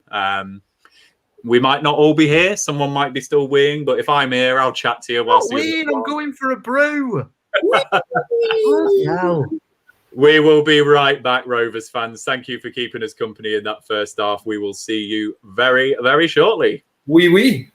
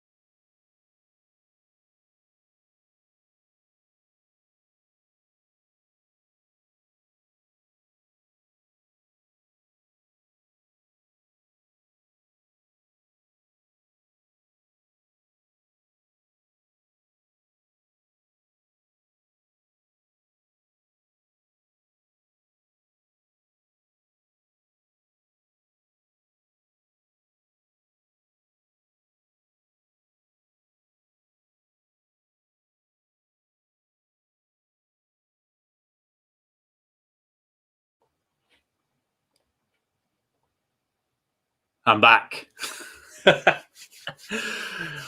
I'm back. Luke's back. Look at that. He was spooked into action. He's back. I'm just going to dip into the comments. Ryan, in the middle of a global pandemic, and Blackburn Rovers are still my biggest source of stress. I feel you. Well, I'm just going to scroll up a little bit because that was a frantic end. Lily Savage for that impression for Joe. What are we saying? It was a good one. You're a bloody good one. Ollie, we're still in this. Cut out the mistakes. David, on a positive note, we scored a first half goal. David. Alex, Rothwell chasing that last call is one of the few good things that half. Yeah, it was a bit of a tough watch at times, Alex, but seriously impressed with that from Rothwell. Just hunted that down, and we just need a bit more of that. As Glenn transported into Luke's body. Positive. Have you ever seen Luke and Glenn in the same room? I don't think I've been on the same stream as Glenn ever. That's because that reinforces my point. I am Glenn. Alexander, got to keep that desire all over the pitch for the second half. Matt, stick Nolan at centre back. The comeback's on. That would be funny as. Andy, need another 5. Joe Rothwell's coming on. Certainly that bloody work rate and desire for creating that goal and then just making stuff happen, Andy. Absolutely. Could do with Bradley Dack in a more central position somehow as well. Just not liking that left wing position or left midfield position he's got at the moment. Ronan, do you think the Rovers can turn this around tonight? That it will save Mowbray's neck? If you'd not checked out our Tony Mowbray live stream that we did on Monday night, we certainly discussed Mowbray's future. And the universal agreement of the panel was that we don't think Mowbray is going to get sacked this season unless something extraordinary happens with, defeats or whatever. So even if we were to turn this around or, still lose the game or whatever, I think he's still going to have a job, and his neck doesn't need saving, if that makes sense, because he's going to be our manager. But obviously, if we come back from 2-0 down against Watford to win 3-2, that's going to be an extremely positive result. Then we're going to go on to win the championship, surely. Stand and Stare. Good to see you again, Stand and Stare. You've not been with us in a while. Predictably desperate. Dak not in it at all, and that position's not helping him Stand and Stare. It's He's not, but he's been poor when he's been on the ball as well, and that doesn't really revolve around the position, I agree. That pass to Douglas on that left wing stood out for me. Just a careless pass. Needs to be better. Hunters, Nyambi seemed okay. He's had a couple of runs down that right side, and his hamstring seems to be holding up. So he seems all right. Kevin, I'll ask this one to you, Joe. Do you think Tony will do a formation change for the second half? Probably not. No. Sorry, probably not. You should have said no. Yeah, I know, I should. Luke, will the 60-minute random substitution spinning wheel bring? What will it bring? I don't know. I expect that Holly and Phil are in the changing rooms just doing the old spin to win wheel. Could be Brereton, could be Dan Pike coming on for 𝐿𝐿𝐃𝐄𝐿. Well, speaking of Brereton, I agree with this. His tenacity is what's needed, direct and strong. Look where Rovers' goal came from. Tenacity. But only Brereton on his day. How many times have we watched Ben Brereton and said, he needs to come off? So I want Ben Brereton, but only, well, yeah. I mean, this season he's been a rejuvenated Ben Brereton, and but for that injury, one of our most important players, and he seems to have come back from injury now and can't buy his place into the team. It's bizarre. Morgan, seeing the first goal again, the centre-backs have killed 𝐿𝐿𝐃𝐄𝐿. It was poor defensively from the centre-backs, Morgan, definitely. Branthwaite was slow to get out, and I don't know what level of communication was going on between the three of them, Kaminski, Harwood Bellis and Branthwaite, but certainly Kaminski seemed surprised that ball had come over. Just looking at this goal again, the second goal. Good save from Kaminski for the second goal. For those of you that have not seen it, so as I say, Harwood Bellis with the air shot, went to clear it, missed it. Yeah, Harwood Bellis went to clear it, missed it. How Pedro does get his shot away that deflected off Harwood Bellis in the end, and Kaminski made a good save, but then it bounced up for Sema to put the ball in. It's just showing the Rovers goal again now. Attempted, yeah. He's hit that with a lot of power, Harvey Elliott, I think. Venom. Lots of venom.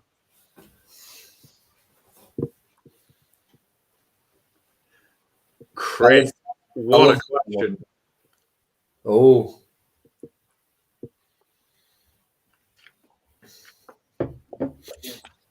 What do you reckon?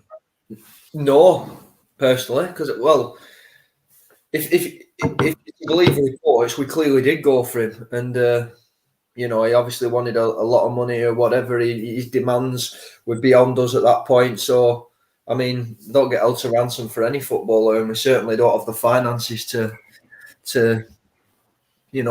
put up a fight like that. Really, if it had been for the right price and we could have got him, yes, but. We've had 2 failed attempts there now, I guess. It's an interesting one. When you think we've ended up with Harwood Bellis and Branthwaite as the centre-backs, I do think I'd be more comfortable with Kipre and Branthwaite, for example, if we'd ended up like that. It's funny, isn't it? Everyone moaned and moaned when Harwood Bellis came and said, we've already just got one on loan. Why do we need 2? And they've had to start the last 2 games together. So yeah, definitely. Oh yeah, I thought it was a very sensible signing. Absolutely, in terms of the numbers. But yeah, good question, that Chris. Really good question. Ryan, proving difficult to effectively get Dak and Rothwell in the same side. That's a fair point. Was Rothwell shoved out to the left when Dacky was fit? Probably was, wasn't he? Yeah.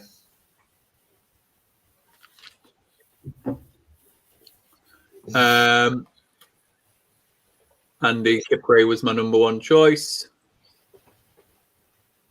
And yeah, it is. Hindsight's a wonderful thing, isn't it, Andy? But I think we all did agree on the streams that we wanted the right player. We wanted someone who was going to come in and slot into that team spirit and that close group of lads that Rovers do have. So if he was playing funny beggars and dragging his heels or whatever, then ultimately we went for Harwood Bellis in the end. So the 2 sets of players are just coming back out now. For those of you not watching, we will just see if there are any substitutions. Watford are doing some warm-up routine in a circle. Ooh, the Karate Kid headband might It's come gone, up. hasn't it? It's gone. He's got a telling off. Umbro. What's the brew of choice, Joe? Coffee, 2 sugars, dash and milk. Yeah. Milk. Nice. Milk in first with the granules. Absolutely. You've got to go milk first. You don't want your coffee to burn. Don't want to burn the coffee. It's correct. Very true. Very true. Any chance Watford have come out with 10? So Rovers fans, let us know 2 things. Are we going to turn it around in the second half? And who would you bring on if you're thinking of subs or anything like that? When would you do it? What would you do? Let us know those 2 things in the comments. And also, how do you make the perfect cup of tea? Let us know. Oh, he has got a band on, but he's got his black one on now. He's getting people talking. That is advertising right there. Was that handball? I don't. So we're right in Watford's half after 20 seconds here, but they've just blocked it. So yeah, we come out like we mean it. It's a good 30 seconds. Solid 30 seconds. Are we still in sync, by the way? I'm on 37, 38. Yeah, 39. Get in. Is that where you are, Luke? Bang on the money, yeah. Yes. We're getting a strong signal in BB12. We're not behind. I don't know what the Watford fans referring to. I don't think we've made a half-time substitution. I don't know what that's about. Cohen, we've not made a sub at half-time, unless you've seen something we haven't. No, I can't see a change. Unless he was referring to us saying, should we make a change? I don't know. Yeah. Thanks for joining us, though. We do appreciate it. Yeah, it's good to have opposing fans on that aren't purely abusive. Yeah, very true. That's a foul, surely. Has he given it? No. I swear he had two hands on him. I know. Like that's not a foul, but Adam Armstrong using his shoulder is. Baffling.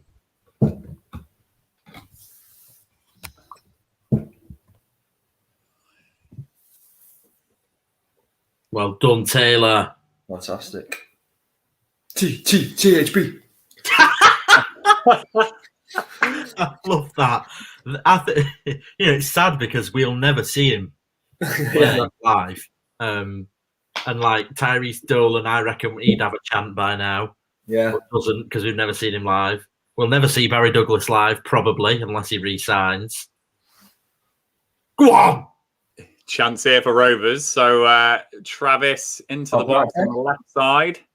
Douglas on the overlap. Can he get that ball? Go on, Baz! Oh.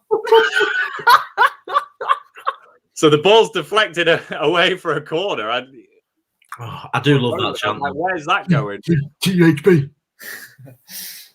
Brilliant. So chance from the corner here for Rovers. We're feeling it. We're going to come back. We're feeling it. Centre backs are up. I'm feeling a Corey Evans goal. No, I'm joking. Corey Evans from 40 yards. So we've gone for the short corner. Rothwell. Joe Rothwell. That is. Oh, God. It was Corey. Bloody hell, Corey. It nearly happened. It nearly happened. Corey Evans didn't quite get on the end of it, but we've still got the ball now. Elliott's driving. It's all Blackburn Rovers here. That would have been absolutely hilarious if Corey Evans had scored. Just like that. That'll teach us for getting excited as SAR's now driving into our half on the counter-attack. Go on, Ryan. Well done, Ryan Nyambi. Nyambi covering in the left-back position has earned the foul. So, yeah, it was a mad minute or so there for Rovers fans. We were getting way beyond our station there, and then Watford were just like, yeah, we're just going to play a ball through to SAR on the counter-attack and just remind you that we're in this game too. Yeah. We were 3 minutes into the second half and we were already promoted and we won the Premier League again. It was brilliant.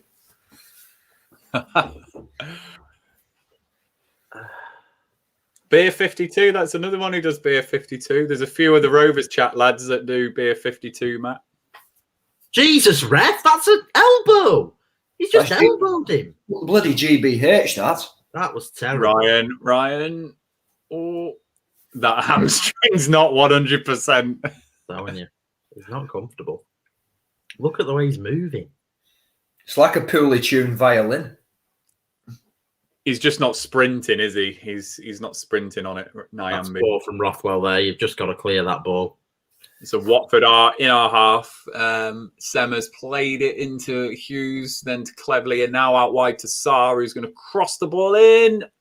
Sema to the back post. Oh, and that's I think Nyambi's blocked that. Oh, Sema was completely unmarked at the back stick. SAR crosses it in. It misses everyone. Sema's at the back stick, and then was that Nyambi or was that 𝐿𝐿𝐿? I think it was. Thomas Kaminski. That's a big chance for Watford there. Big chance. I like to think it'd be Tommy K. Tommy K. Oh. Rovers have just about cleared the corner. Chance on the counter. Armour's got the foot race. He's got ahead of. Oh, Blackman. That is, to be fair, that is fantastic goalkeeping from Blackman. He's read that well. He has read that really well. So from the corner, Joe Rothwell's just clipped a lovely pass from in his own half, and it's Armstrong versus Will Hughes, and he's ahead of Will Hughes easily, but Backman's come off his line about 45 yards out and cleared it out for a throw. So good goal. Jesus Christ on a bicycle. Oh, what? We've just passed the ball out of play. Again. Joe, what? How many times are we going to just pass the ball out for a throw-in today?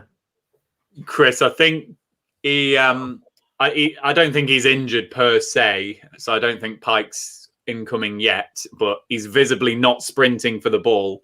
I think he's actively managing that hamstring. Well done, Joe Rothwell. Oh, Dan's with us. Has he drawn the raffle yet, Dan? I was wondering where you'd gone as well. Go on. Mistake from Watford here. Armstrong's through. Good block from 𝐕𝐈𝐃𝐄𝐎. Oh. 𝐕𝐈𝐃𝐄𝐎 sounds like something that you get asked to do if you've got to do something on your keypad. So Rovers have got a corner, but there was a missed kick in the... So they're just showing the cross again. So it's been cleared by Messina at left back for the corner, but it was a missed kick that let Armour in, but it was blocked by 𝐕𝐈𝐃𝐄𝐎. Just doing again, that.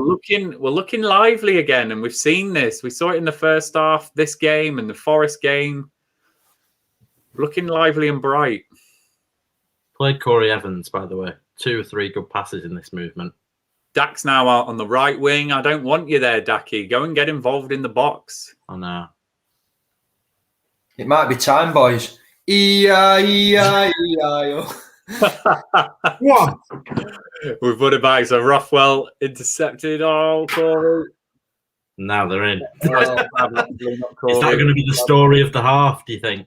Sorry. Oh, God. That is a fantastic pass for Sarr. Oh. So Watford there look really dangerous. Punished our mistake. We wasted the ball in their final third, and then they broke on us, and it was a sensational ball in behind for Sarr, who's got the foot race on Douglas. Played the ball across, and we've cleared it, and now we've got the throw. But Watford, that counter-attack is going to hurt us tonight. We're going to just have to possibly accept, if we're going to get back into this game, we're going to be vulnerable to that, I think. Nobody so far, Matthew. I tell you what, though, Bournemouth are completely falling off the pace. 2-0 down. What? God, Armour, that's brilliant. So Armour's driving down the right wing. Here we go. Can he cut in? Has he got a pass? Oh, lovely. Is he on? Is he on? Dackie's got no one there. So Who's there? Nobody in the box, like I said. It's terrible. Oh, That's offside there. He'll get given offside for that, surely. No? It wasn't... Not an amazing chance for Rovers. It was a good chance, but Dackie got the ball on the byline and there was no one in the box for him, and he's just hit it across the 6-yard hoping someone's there, and there was no one there. And now Watford are up at the other end. Sarr again in for Gosling. The lines. It's got an end-to-end feel, this game now. Yeah, loving it. This is what you want to watch. Good for the neutral. Bad for the boys. We look absolutely vulnerable for that pass in for Sarr, so we're going to have to accept that if we're coming onto him a bit more, we are going to be a bit vulnerable to it. So, Rovers fans, if you want us to get back into this game, we are going to be a bit more open at the back, I think. Just nobody in the box for this ball back across. Crap. We can score goals if we don't actually get players in there. So we're making our change now. Stuart Downing's notorious for getting into the box, but on he comes. Tony's spotting something that we aren't. Evidently. Stuart Downing is coming on for Adam Armstrong. 15 seconds. So I'll tell you what, if we get 2 out of 2 with no replays on while it's on, I'll be really happy. It's gone out. Oh, I thought we were going to go out of play then. Oh no, not a free kick right as it's coming on. Nah. Oh, no! I'm wounded. No, Stuart bloody Downing. Oh, So for those of you, ruined me. those of you not watching, Joe's Inbox Digital company that he works for have had 2 adverts on the LED boards tonight, and we had the one in the first half. The second one was due for 55 minutes 30, and Rovers have just panned to a substitution. So the camera was all on Stuart Downing and a little bit on Inbox Digital now, but that was harsh, Joe. Wow, that was harsh. It's my business, that, right? Oh, it's yours, is it? Yeah, it's me, that. Yeah. Oh, is it? Sorry, I thought you worked for them. My bad. No, Joe's all business. right. Well, that's so awkward. That's gutting. It happens every week, though. It happens every week. At least one of them. Gutting. Not as gutting as the way we're playing. So I am now updating. It's been better. This second half, we've looked so much more lively. You'd question why we couldn't just play like this from the start. Yeah, exactly. I know it leaves us wide open, but at the end of the day, conceded 2 anyway, didn't we? Yeah, exactly, absolutely. I like to see us get forward a bit. Just give me something to get on edge of my seat. Yeah. And I think that's the thing that's changed in the last kind of 15 games. You know, when we lost away at Watford, I said that earlier, you accept the fact that Watford had a good side, etc., because I thought we played all right that night. We had good possession. We created a few chances. We missed a penalty, of course, and we were in that game more.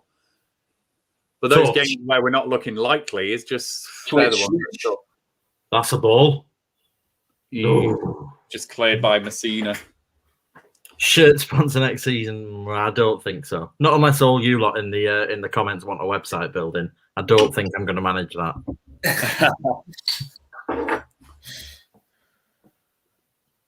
And I think Recover Rights will have something to say with another year left on their deal as well. Oh, chance here. So Rothwell has nicked the ball back. It's gone out to Downing on the left wing. He's going to take us back to his England days and drive at the right back, and he has earned a corner. Drive. I felt like he was in a golf buggy, maybe. He's a 36-year-old man. Have some respect. 37? 37, have some respect. That's as fast as he can go. Well, exactly. Drive. That was his level of driving. Ollie Howarth knows the drill. So Rovers have played the short corner, and to be fair, I thought we were going to just fashion a chance to get that ball in. Oh, dear. I didn't even think he'd won a corner. I thought he'd gone out for a goal kick. I thought it was like, Ryan, he's going to drive. He's put out for a goal kick. It's a frustrating one, that, because we score so often from them short corners, don't we? No. Oh, sure. Oh? Oof. Something out of nothing.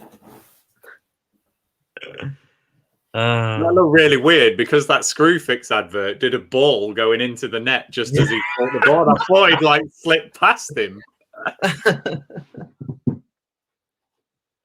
It's a blue ball. Look.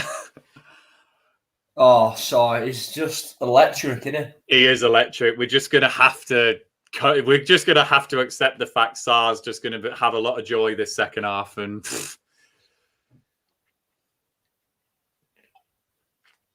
you've got to give it Barry Douglas though, because he's doing a job to an extent. Like there's only so much you can do when you haven't got the pace, and you've got someone like Sar running against you. It's just inevitable that he's going to get beat several times this half. He's just got to manage it. Yeah. What is that comment? I love that. That's out that is out the Luke Kimberley copybook, that one. Comment of the night. Stop the competition. And just to answer Ollie's question, Elliot, I've got no doubt, will be playing for Liverpool, or, you know, if they're not up there, a top club in 5 years' time, and England as well. Oh. So Watford have scored. Ken Semmer. Oh, he looks like 𝐿𝐻𝐿𝐻𝐿𝐻, but he doesn't shoot like 𝐿𝐻𝐿𝐻𝐿𝐻. So we're just 3-1 to Watford. Again, we were getting all excited. We said we were going to be exposed and liable to this if we wanted to get back in, and that's how it's turned out. So just wait for the replay again, just for how this fashioned itself. It's the hope that kills you. It was a slow finish into the corner. So Gosling's played the ball into Hal Pedro, who's then slipped it first time into the space between Howard Taylor. So where was Nyambi there? Was he? So Nyambi was well more advanced than the rest of the back four. So that's why Sema's had the space. So Pedro's been able to find him first time. Then he's taken a touch with his left and another one. And then just... it's not the best goalkeeping. Fashion the space. And yeah, it's not the quickest shot, is it? It's kind of rolled into that bottom right corner. So, yeah, Ken Sema, 3-1, unfortunately, Rovers fans. Ken Sema, yes, he can. 𝐿𝐄𝐄𝐎. Oh, no, 𝐿𝐄𝐄𝐎, I don't know what to say either, mate, because we were getting all giddy for 15 minutes there. But just bad to worse. Joe's advert doesn't come up and then we concede. I know. I blame Stuart Downing personally. I'm joking. I tell you what, I blame Stuart Downing for that pass there, though. Oh, 60 minutes. Note that front, yeah, they've all scored, haven't they? The front three have all scored. Yeah. Watford. I said it looked frightening, and on the other side, I just looked at it. I was just like,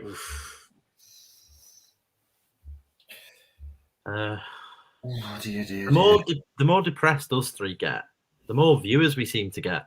Yeah. More and more people joining us as Rovers lose more and more games. I don't know if maybe you're all seeking some positivity, but you're not going to get it from me. Julian, you bring Joseph a gin. Get him on the gin. You heard him, Mum. Put me a drink, he said.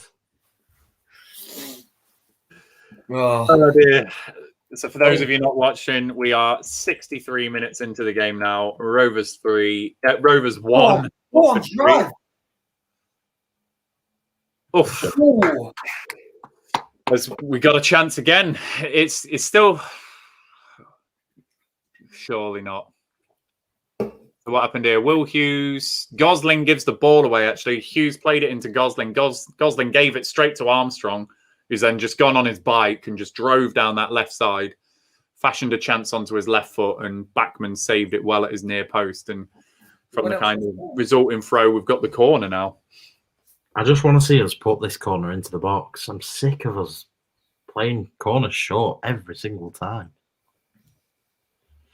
There we go. We've got the clean sweep of Mums.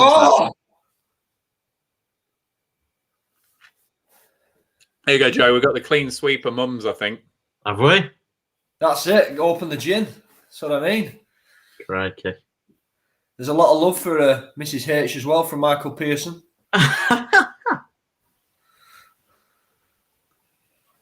Wake up, bloody Nora. Go on, right. Settle down. How can we have no defenders, but like nobody in midfield either? Look at the midfield. There is 1, 2, 3, 4, 5, 6 Watford players in midfield. There's nobody for Watford in that. What is this?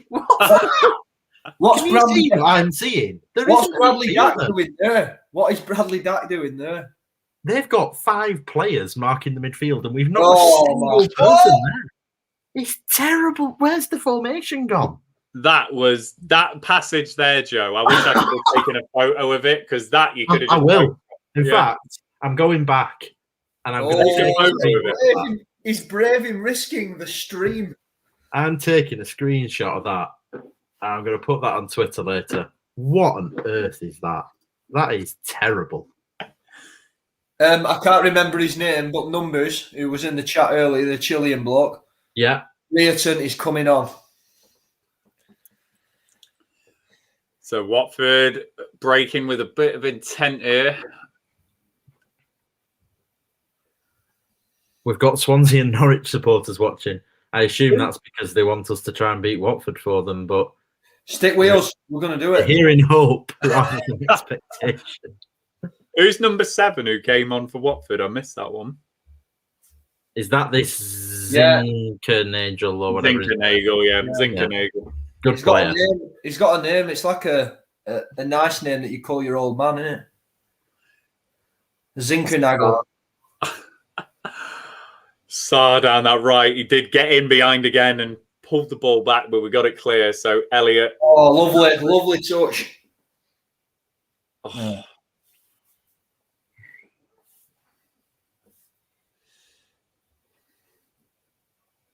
Let us know what you think, Rovers fans. How are you feeling? I mean, honestly, these watch-alongs just make it so much more bearable. But let us know how you're feeling, all you lot out there. Watch-along is a roller coaster, just gotta ride it. I'll tell you what, Luke, it's more entertaining than this, so carry on. You take requests, Luke? What's that? You take requests? Yeah, absolutely. I'll have Mark Hughes, please. That's me sparking into life. Do not set him up for those, Joe. I'm only on my second Slater. Chill out. This is what lockdown does. I know. This is what Rovers do. I love this comment here. The 𝐷𝐐03. That's brilliant.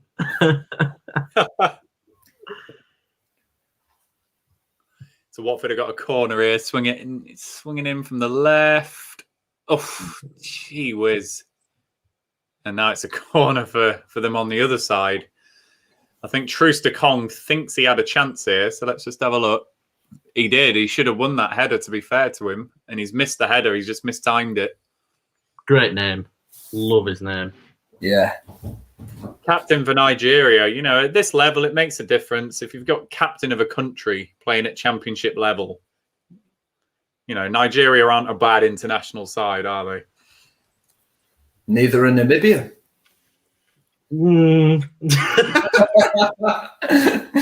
Oh dear. Oh dear. Kaminsky. He's had a terrible game. Probably his worst in a Rovers shirt. Definitely is worse than Rovers. Actually, maybe second only to the Watford away game.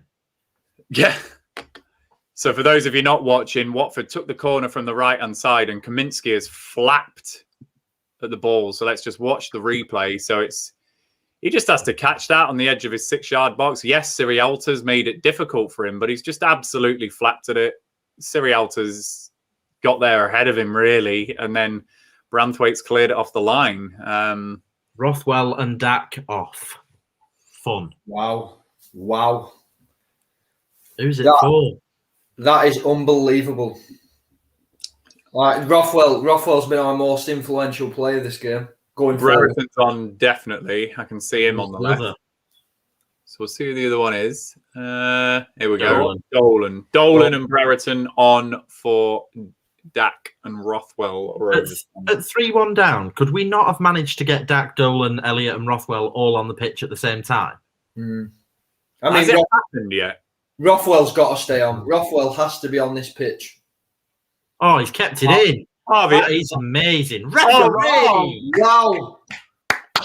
That is... Sensational. Wow. You need to watch Quest, boys. That is incredible. For those of you not watching, I don't know who has overhit the pass onto the right channel and the ball is skidding off the surface and Elliott has chased it down. He's slid, kept the ball in. He's off the pitch and then he's got up quickly, sprinted, nicked the ball over the defender sliding in and earned a free kick. It was absolutely brilliant work. And now we've got a free kick. It's dangerous position. Really alluding to alcoholic shots or just Rovers to have some shots on goal? Probably alcoholic shots, but thank you, Matthew. Matthew, thank you. So Downing played it in low. Oh. No. Oh! I just love a hit from there. It just gets me going. Matthew, well, thank you properly for the £5 donation. Really appreciate your support to the channel, and I hope we're making this more enjoyable in some pain anyone for everyone. Think we were winning. I know. But yeah, For those of you not watching, nothing happened after the free kick, and the ball popped out on the edge of the box to Douglas, and we'll just watch this chance. No, the ball popped out on the edge to Douglas, about 25, 30 yards out, and he hit it with loads of power about 10 yards wide, and that's the stuff that gets Luke Kimberley excited, apparently. Absolutely. Chance! It doesn't shock me that we've had 2 or 3 good pushes forward now that Dolan's on the pitch. I've been saying he should start for weeks. 21 minutes in.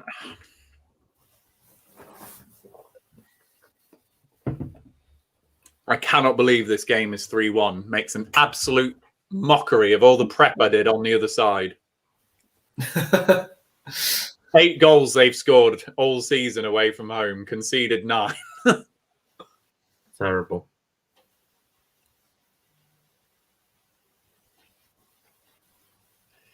So Dolan now, as you say, just is he offside? No. What? I tell you what, Elliot's yeah. Corner. Phenomenal performance from Elliot. Some of his touches are just sublime. Shot every time we take a short corner, I'd be in accident and emergency within the next 2 hours. Do you all have barbecue chips in England? Do you mean like crisps because you're American, or do you mean chips like we would say chips? Because we do have barbecue crisps, and you could get like barbecue pulled pork on chips, I suppose, somewhere, but chipped potatoes. Yeah, what do you mean? You'll have to clarify for us. Fries or crisps? Yeah, doesn't clarify. Let us know. Branthwaite getting involved. Oh, fight. Crisps. Yeah, we have barbecue crisps. Yeah. Barbecue bacon crisps as well.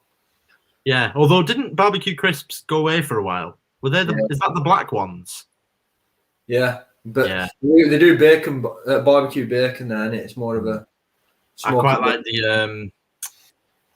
is it barbecue hula hoops? Is that right? Oh, yeah. Yes. They're good. One on each finger. It's a Rovers corner here. Yeah. We've got to... Surely we've got to swing this in, the effort we're making at making the goal. Ryan, we're talking about food now. It's more important. Why did I even interrupt you? Carry on. What do you mean we're watching a football match? Pull yourself together, man. I'm intrigued now. We're having a crisp chat. Beef Doritos. Oh, that's your sister. Oh, right? Yes, we've got a family member joining in. We don't need Ryan. We've got a more. I'll entertain her in a minute. But do you know what, right? All of that, do you know what annoyed me there? All that stuff we're getting involved with the keeper, you know, Branthwaite's pushing him and everyone's getting involved in the 6-yard box. And that corner goes into the side netting at the near post. What the hell, man? But yeah, hello, Natalie. Hello, sis. Where was she? There we go. Beef Doritos will change your life. Oh, Lucas, answers on a postcard, mate. It's at times it's not been too bad tonight, Lucas. And we did say in the second half that we're going to have to accept the fact that Watford will break on us and we're a bit more open. But it's just...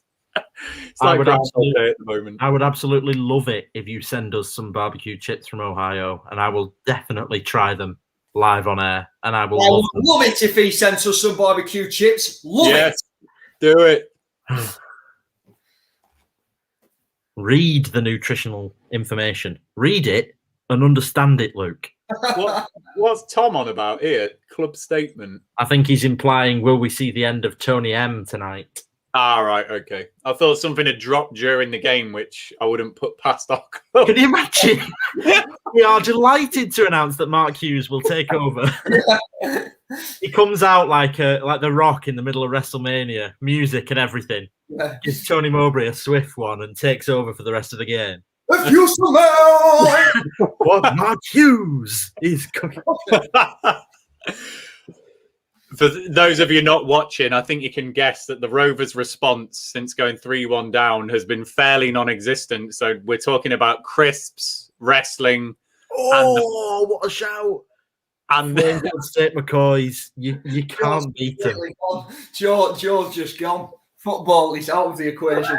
But Rick Townbridge, that's a fair point. There's just something different about Spanish Walkers, Lays. Yeah. There's just, I know that they've got them in America, haven't they? But they just hit different. I mean, Hambon crisps, you just can't beat that. I mean, this is what you get from a Rovers watch-along. You go up to Zoggy's comment up there. I'm a Watford fan, but loving your stream much better than our watch-along.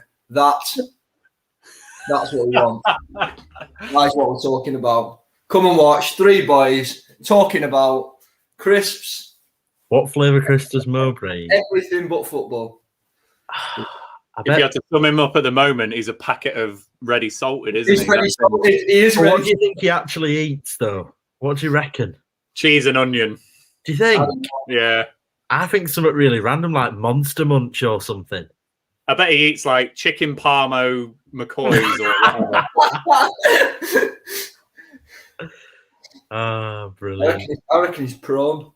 Regret flavoured.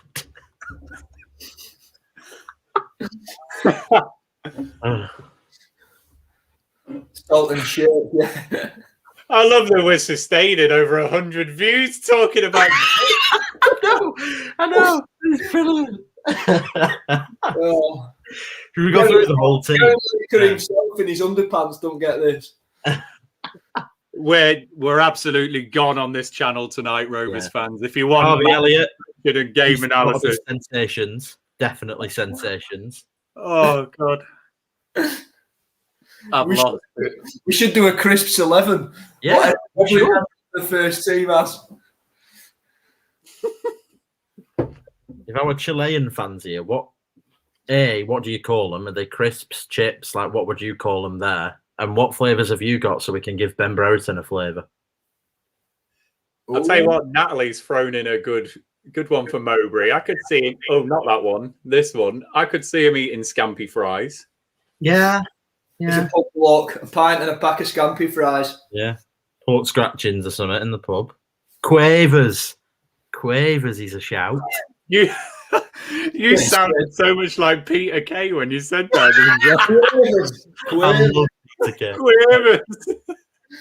That's me Wigan Bolton roots showing through, having gone to school in Bolton and Wigan. Fun fact, I used to be a professional wrestler. I love that. That's brilliant. Where did you wrestle? Go on. Football's still on. Forgot about that. In a ring of Penrith. Right. Give it. Oh, come on, fit boys. Right, we'll go back to the crisps. I didn't tell everyone earlier as well, just to deepen the misery. Andre Gray is on for Watford now, so written in the stars and all of that. Oh, God. Fun. Bloody cheese moments? What are cheese moments? That just sounds so wrong. Are they crisps? Interesting. The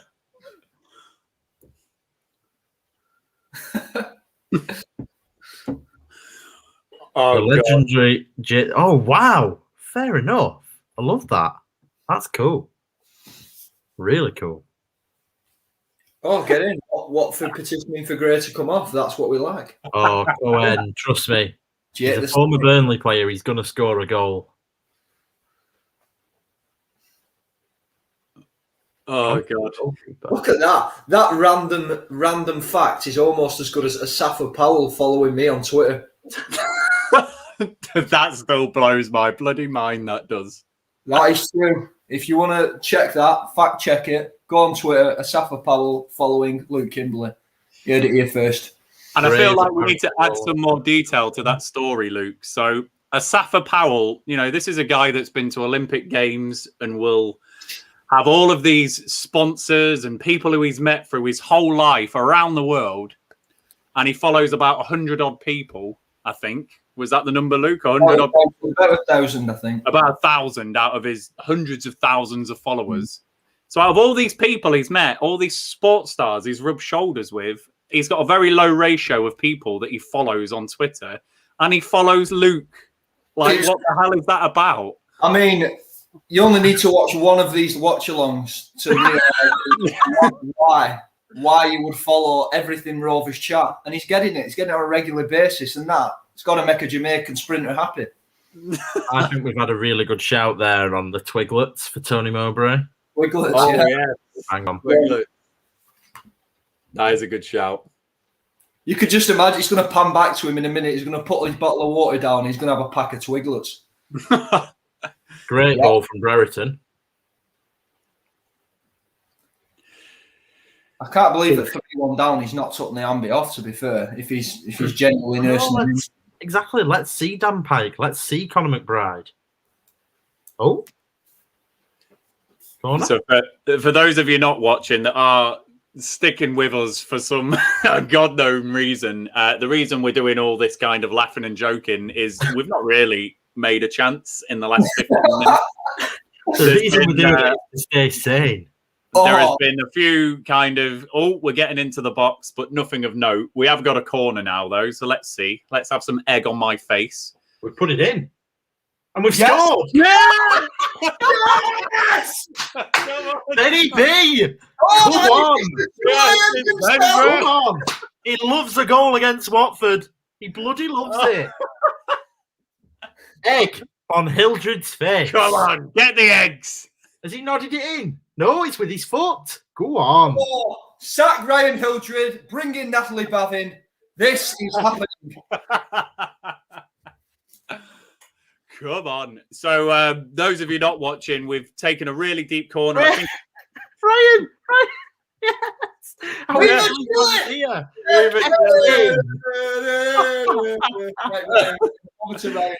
Now you're here. Tell us, what flavour crisps have you got in Chile, and is that what you call them? We need to know. Deep corner to the back stick for those of you not watching, and Brereton's done really well to stay strong on his marker, and he's not headed it in. He's actually tapped it in from about 3 or 4 yards right at the back stick. So really good from Brio there. When was the last time we scored from a set piece? I don't know, but look what happens. Go on! Go on! This would be unbelievable. Bloody scenes! Nice. 1 minute ago, they were talking about crisps. Now they're going for the fair.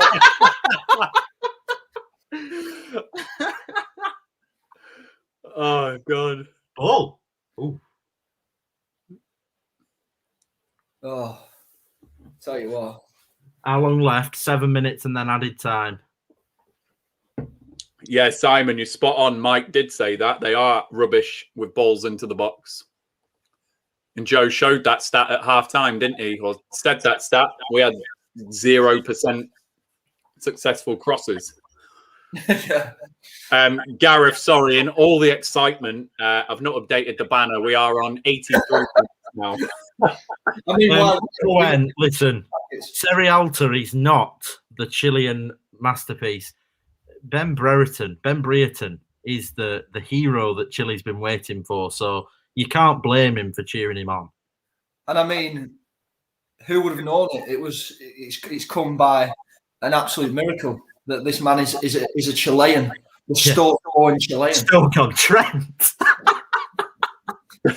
I love how it's like I'm half Chilean, and now you're not allowed to call me Brereton anymore. It's Brereton now.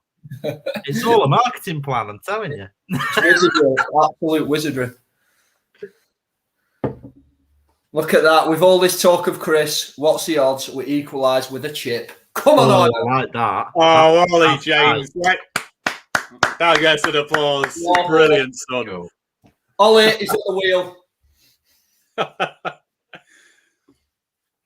No, you're being called out, Ryan. Who's calling me out? What happened to it being... God, I know.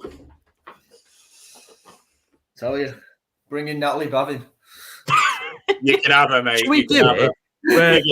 Where we replace all of us three with the family members instead and just see what happens. Let's see if Pam and my brother are watching this. They'll be all over that.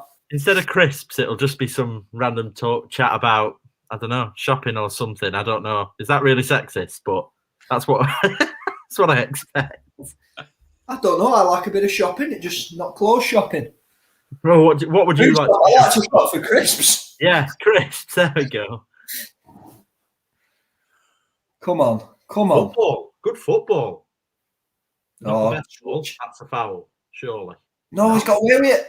Wow. Oh, Come on. that was another one. Blackburn end up be going now. Well, those who are left. My Joe's granny dated Sorry, in what? Mowbray. Looking at Joe's face, this is an exclusive. Sorry. What? Mother, on which side of the family? What? Hey, there's going to be a note getting posted under Joe's bedroom door now. Wow, this is revelation. I need to get on what's it? On what's it called? That family tree thing. Yeah, I need to get on there. Bloody hell. Who am I? Yeah. Who do you think you are? Yeah, that's the one. Rovers chat edition. Hello. Oh! Hello? Oh, what? He's coming! Oh, no. Oh, no. 𝐿𝐕𝐈𝐃𝐄𝐎's down. Well, like proper down. I didn't see I that. just see a flag. I just see a flag. Don't do this to me, Joe. 𝐿𝐕𝐈𝐃's gone down injured. He's just pulled up now, and he. He's all right. He's up. Well. He's up, Joe. He's up. He's from Blackburn. Which granny do you think? Wow, Jesus Christ. I don't know who that is. I don't know who he is. Never heard of him. 20 years old. If he's the same age as me granny, how am I going to know? Oh, look at the Chileans now sitting on the fence. He's glad Ben scored, but it's a shame it's against 𝐂𝐻𝐃𝐄𝐎. No, we don't want to hear that. Oh, Ollie, come on. We're feeling it. Tonight's the night. Imagine. I wouldn't worry the Watford way. I really wouldn't worry. I don't think it's coming. Don't worry. My laptop could be broke. I could be having to do some very apologetic letter to work. Sorry, lads, I brought your laptop. See, what happened was Conor McBride came on and scored a brace. Yeah. Well, have we even got any more subs left? Who have we brought on? Downing, Brayton, Dolan. That's it, innit? That's all we brought on. No, there's more than that. Isn't there? No. I think that's all we brought on. Really? Oh, fair enough. Downing, Brayton, Dolan. Yeah. Oliver, correct. you'll have to tell us what is the new Monster Munch flavour. You can't leave us hanging with that. Well, what it was, management, is it were 88 minutes and we were 3-2 down and we went on to win the game 4-3. Now, you tell your kids that. Oh, you're making me chuckle tonight, Luke. Oh, we've got another Chilean fan. Oh, come on. The Watford Oh, Cristobal was, yeah, you've been on before. Yeah, he has. They really think they're going to concede one. Thank you, the Watford way. That is filling me with a lot of confidence. Oh, dear, that's not. Go on. Oh, Ben. Oh, Ben. Ben. Oh, go on. Oh, Ben. Oh. Look at the strength. Go on. Go on. Oh. Oh, my days. Ref. Chance. Yes. Come on. I tell you what, Ben Brereton. Wow. Those of you not watching, Brereton has dribbled with the ball, you know, from his own half, and then he's shown some great strength and got down into the left channel, and then it's just popped onto the edge of the box. And Dolan, I think, has earned the free kick there. Let's have a look. He's done well. He's earned, and this is dangerous. This is left side of the box. Downing's going to take, so it's a crossing rather than a shooting chance. Phenomenal from the Mowbray tombola tonight, by the way. No! Oh. Oh! Oh! Sounds like a shut-up for bloody tennis match, this. Jared Branthwaite. Oh.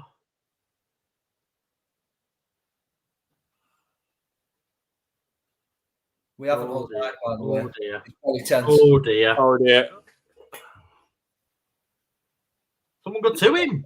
Go to him. Oh, what? Back door. Oh, my dear. Oh.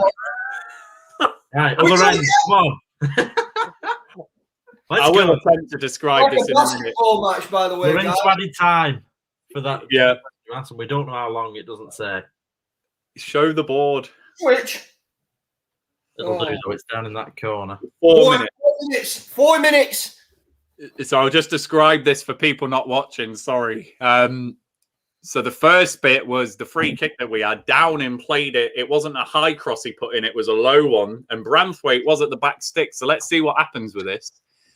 Comes through to him right-footed. Just at the second attempt, he does manage to just get a shot away. And Bachmann, it's a reaction save. But then Watford break on us. And you're thinking that Sarr's going to play Andre Gray in, but he doesn't. That's why we were getting excited and a bit worried at that other point. And Mowbray's got his twiglets.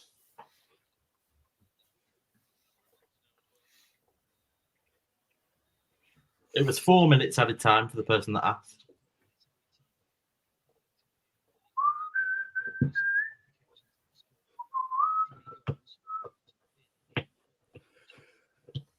So 4 minutes added on with 1 minute 30, just coming up to that now. As much as I've had fun on this stream and it's entertaining to see Brereton doing well and stuff, it's still not been good enough today, has it? No. Just to bring things back round to a bit of a conclusion as this game ends. It was the first half, with Watford going ahead. After they'd gone ahead, we just did not look likely in the slightest. Actually, second half, I like the way... We've won it 2-1 this second half. If we'd have played like this in the first, we'd have won the game 4-2. I like the way that we came out for the second half. We were having a go a little bit. We accepted the fact we were going to be exposed. And I think they've punished a mistake for their third goal. Nyambe was just ahead of the rest of the back four and Sema's in that space. But, you're right, Joe. It's not been good enough. All joking aside, and I mean this as a serious statement rather than the joke statement it will sound, we were talking about crisps for 15 minutes. That shows you the lack of chances that we were creating. That spell was dreadful, really, for us. It was a goal that killed it, weren't it? And then we somehow got a goal from nowhere, from a set piece. So, no worries, FM. Thanks for joining us, mate, as per. As always. Thanks, FM. And thank you for the super chat donation as well, mate. Thank you for that.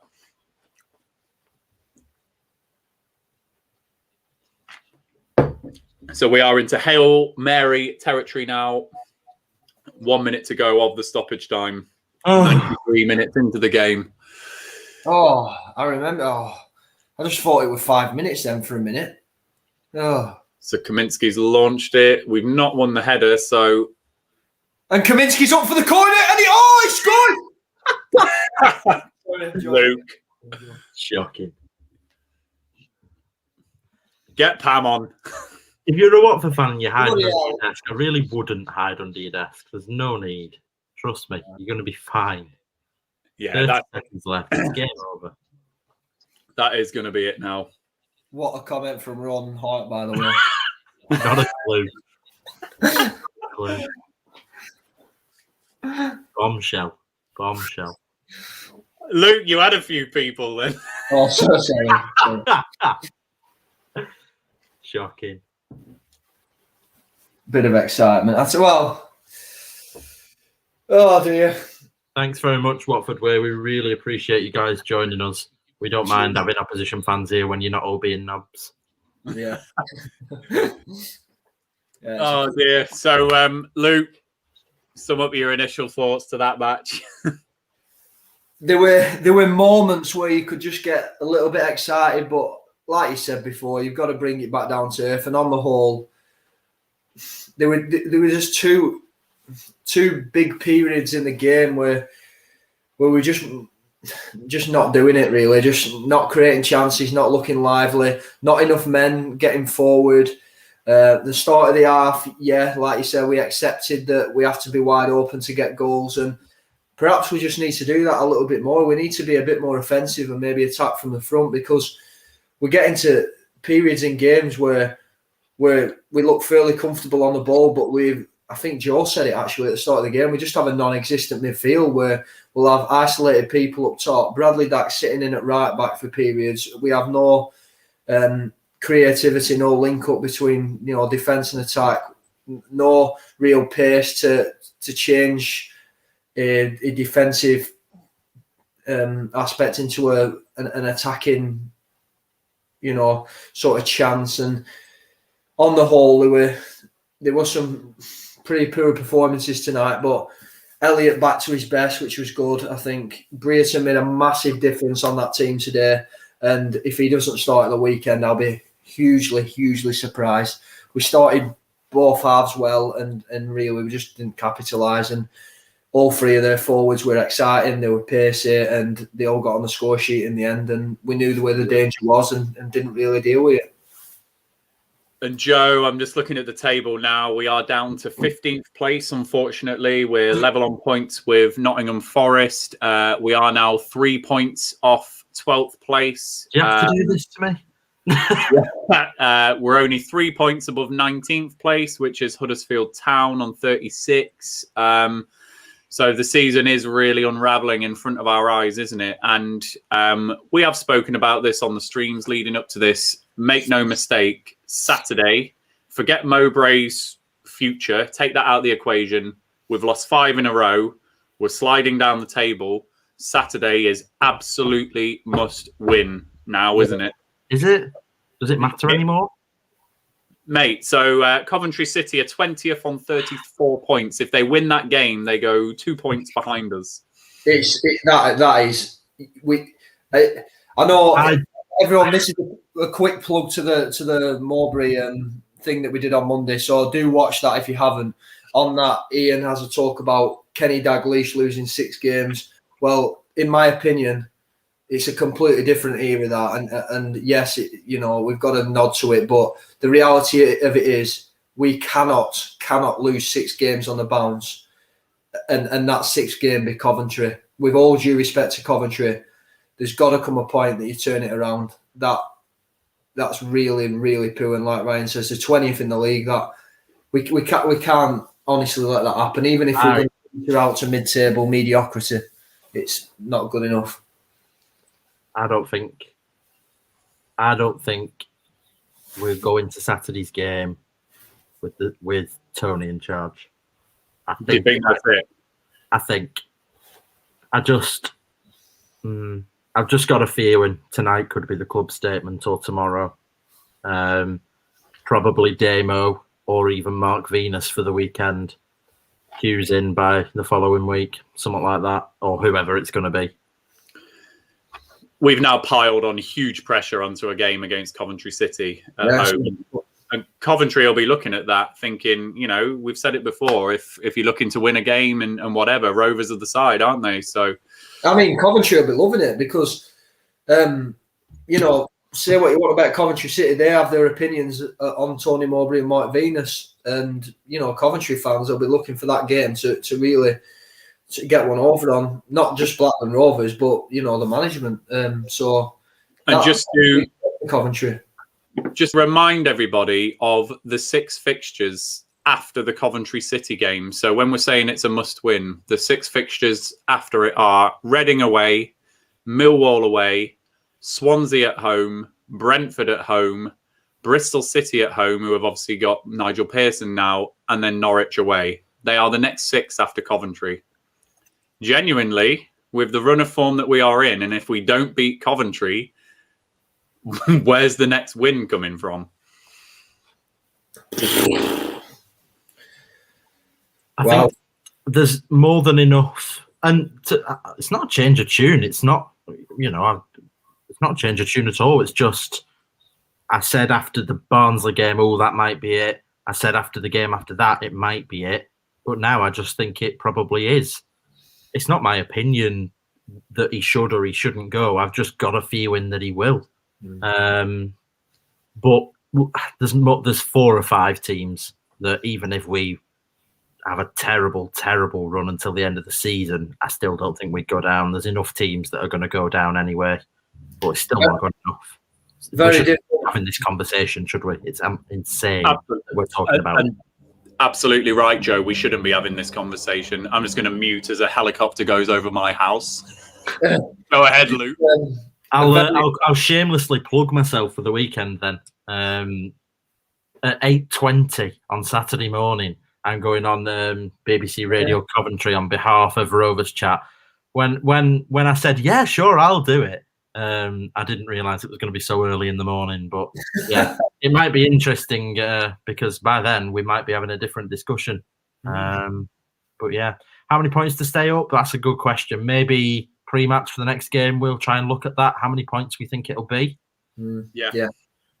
I mean, it's a very, very different feeling, Ryan, to 19 years ago as a 9-year-old when I was on the coach home celebrating that brilliant day, and I'm sure you remember it well as well. But yeah, I mean, we're sitting in a very different position now, aren't we?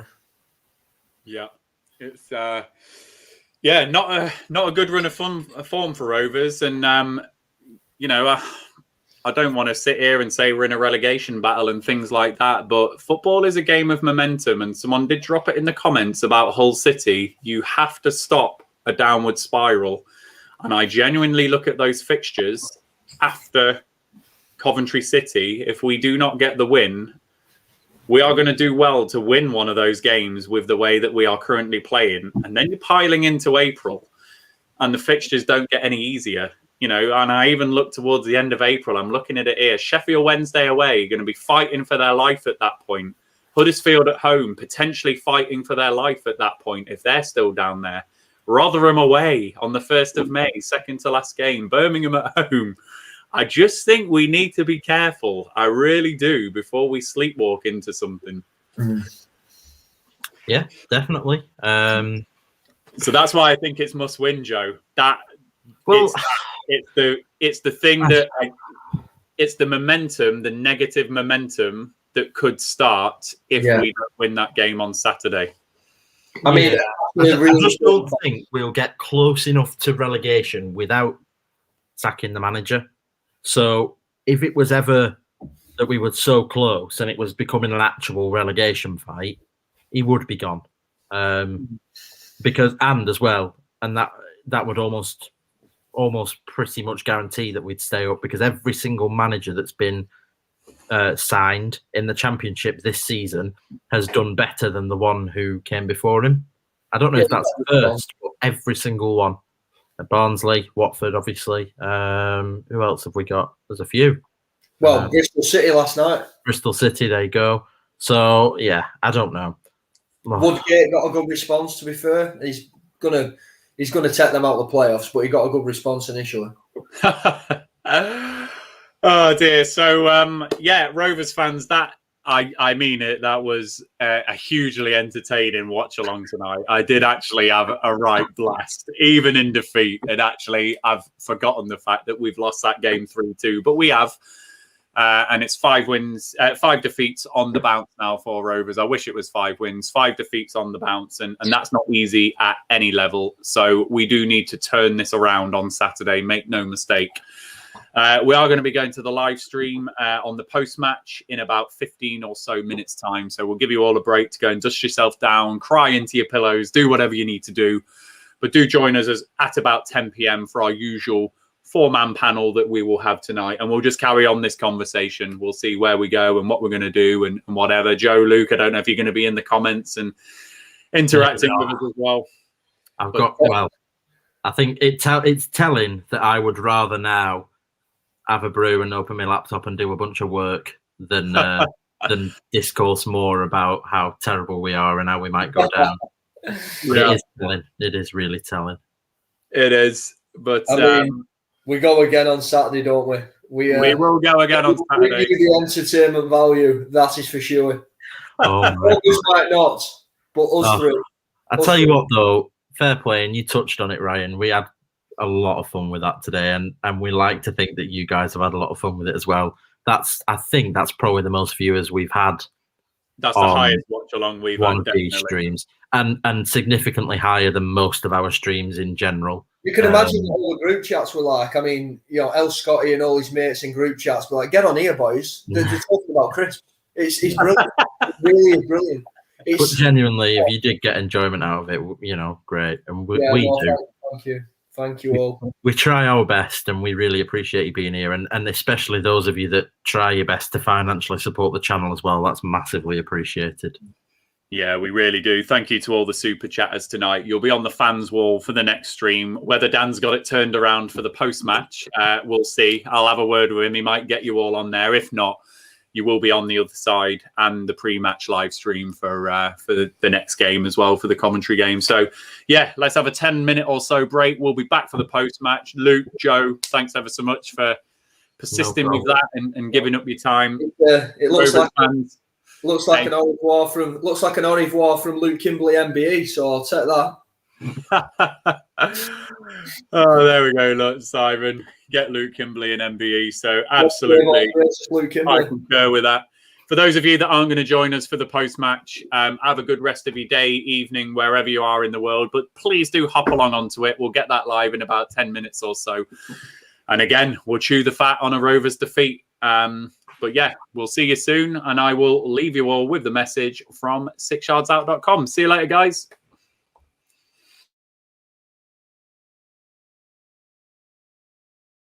The Rovers Chat YouTube channel is proudly sponsored by 6yardsout.com. They've got retro football from every era with mugs, phone cases and much more.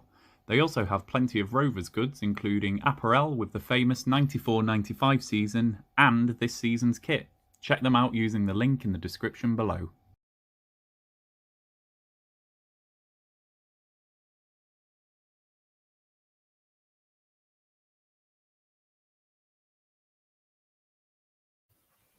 I'm doing added on time with the lack of graphics because Michael Sandback, you snuck in with a £10 super chat just as we were finishing the stream. I will make sure that we reference that on the next stream that we do as well. So, Michael, thank you. Just want to go on record as saying thank you. Luke and I will do a big thumbs up now just to say thanks, Michael. We will end the stream. See you in about 10 minutes.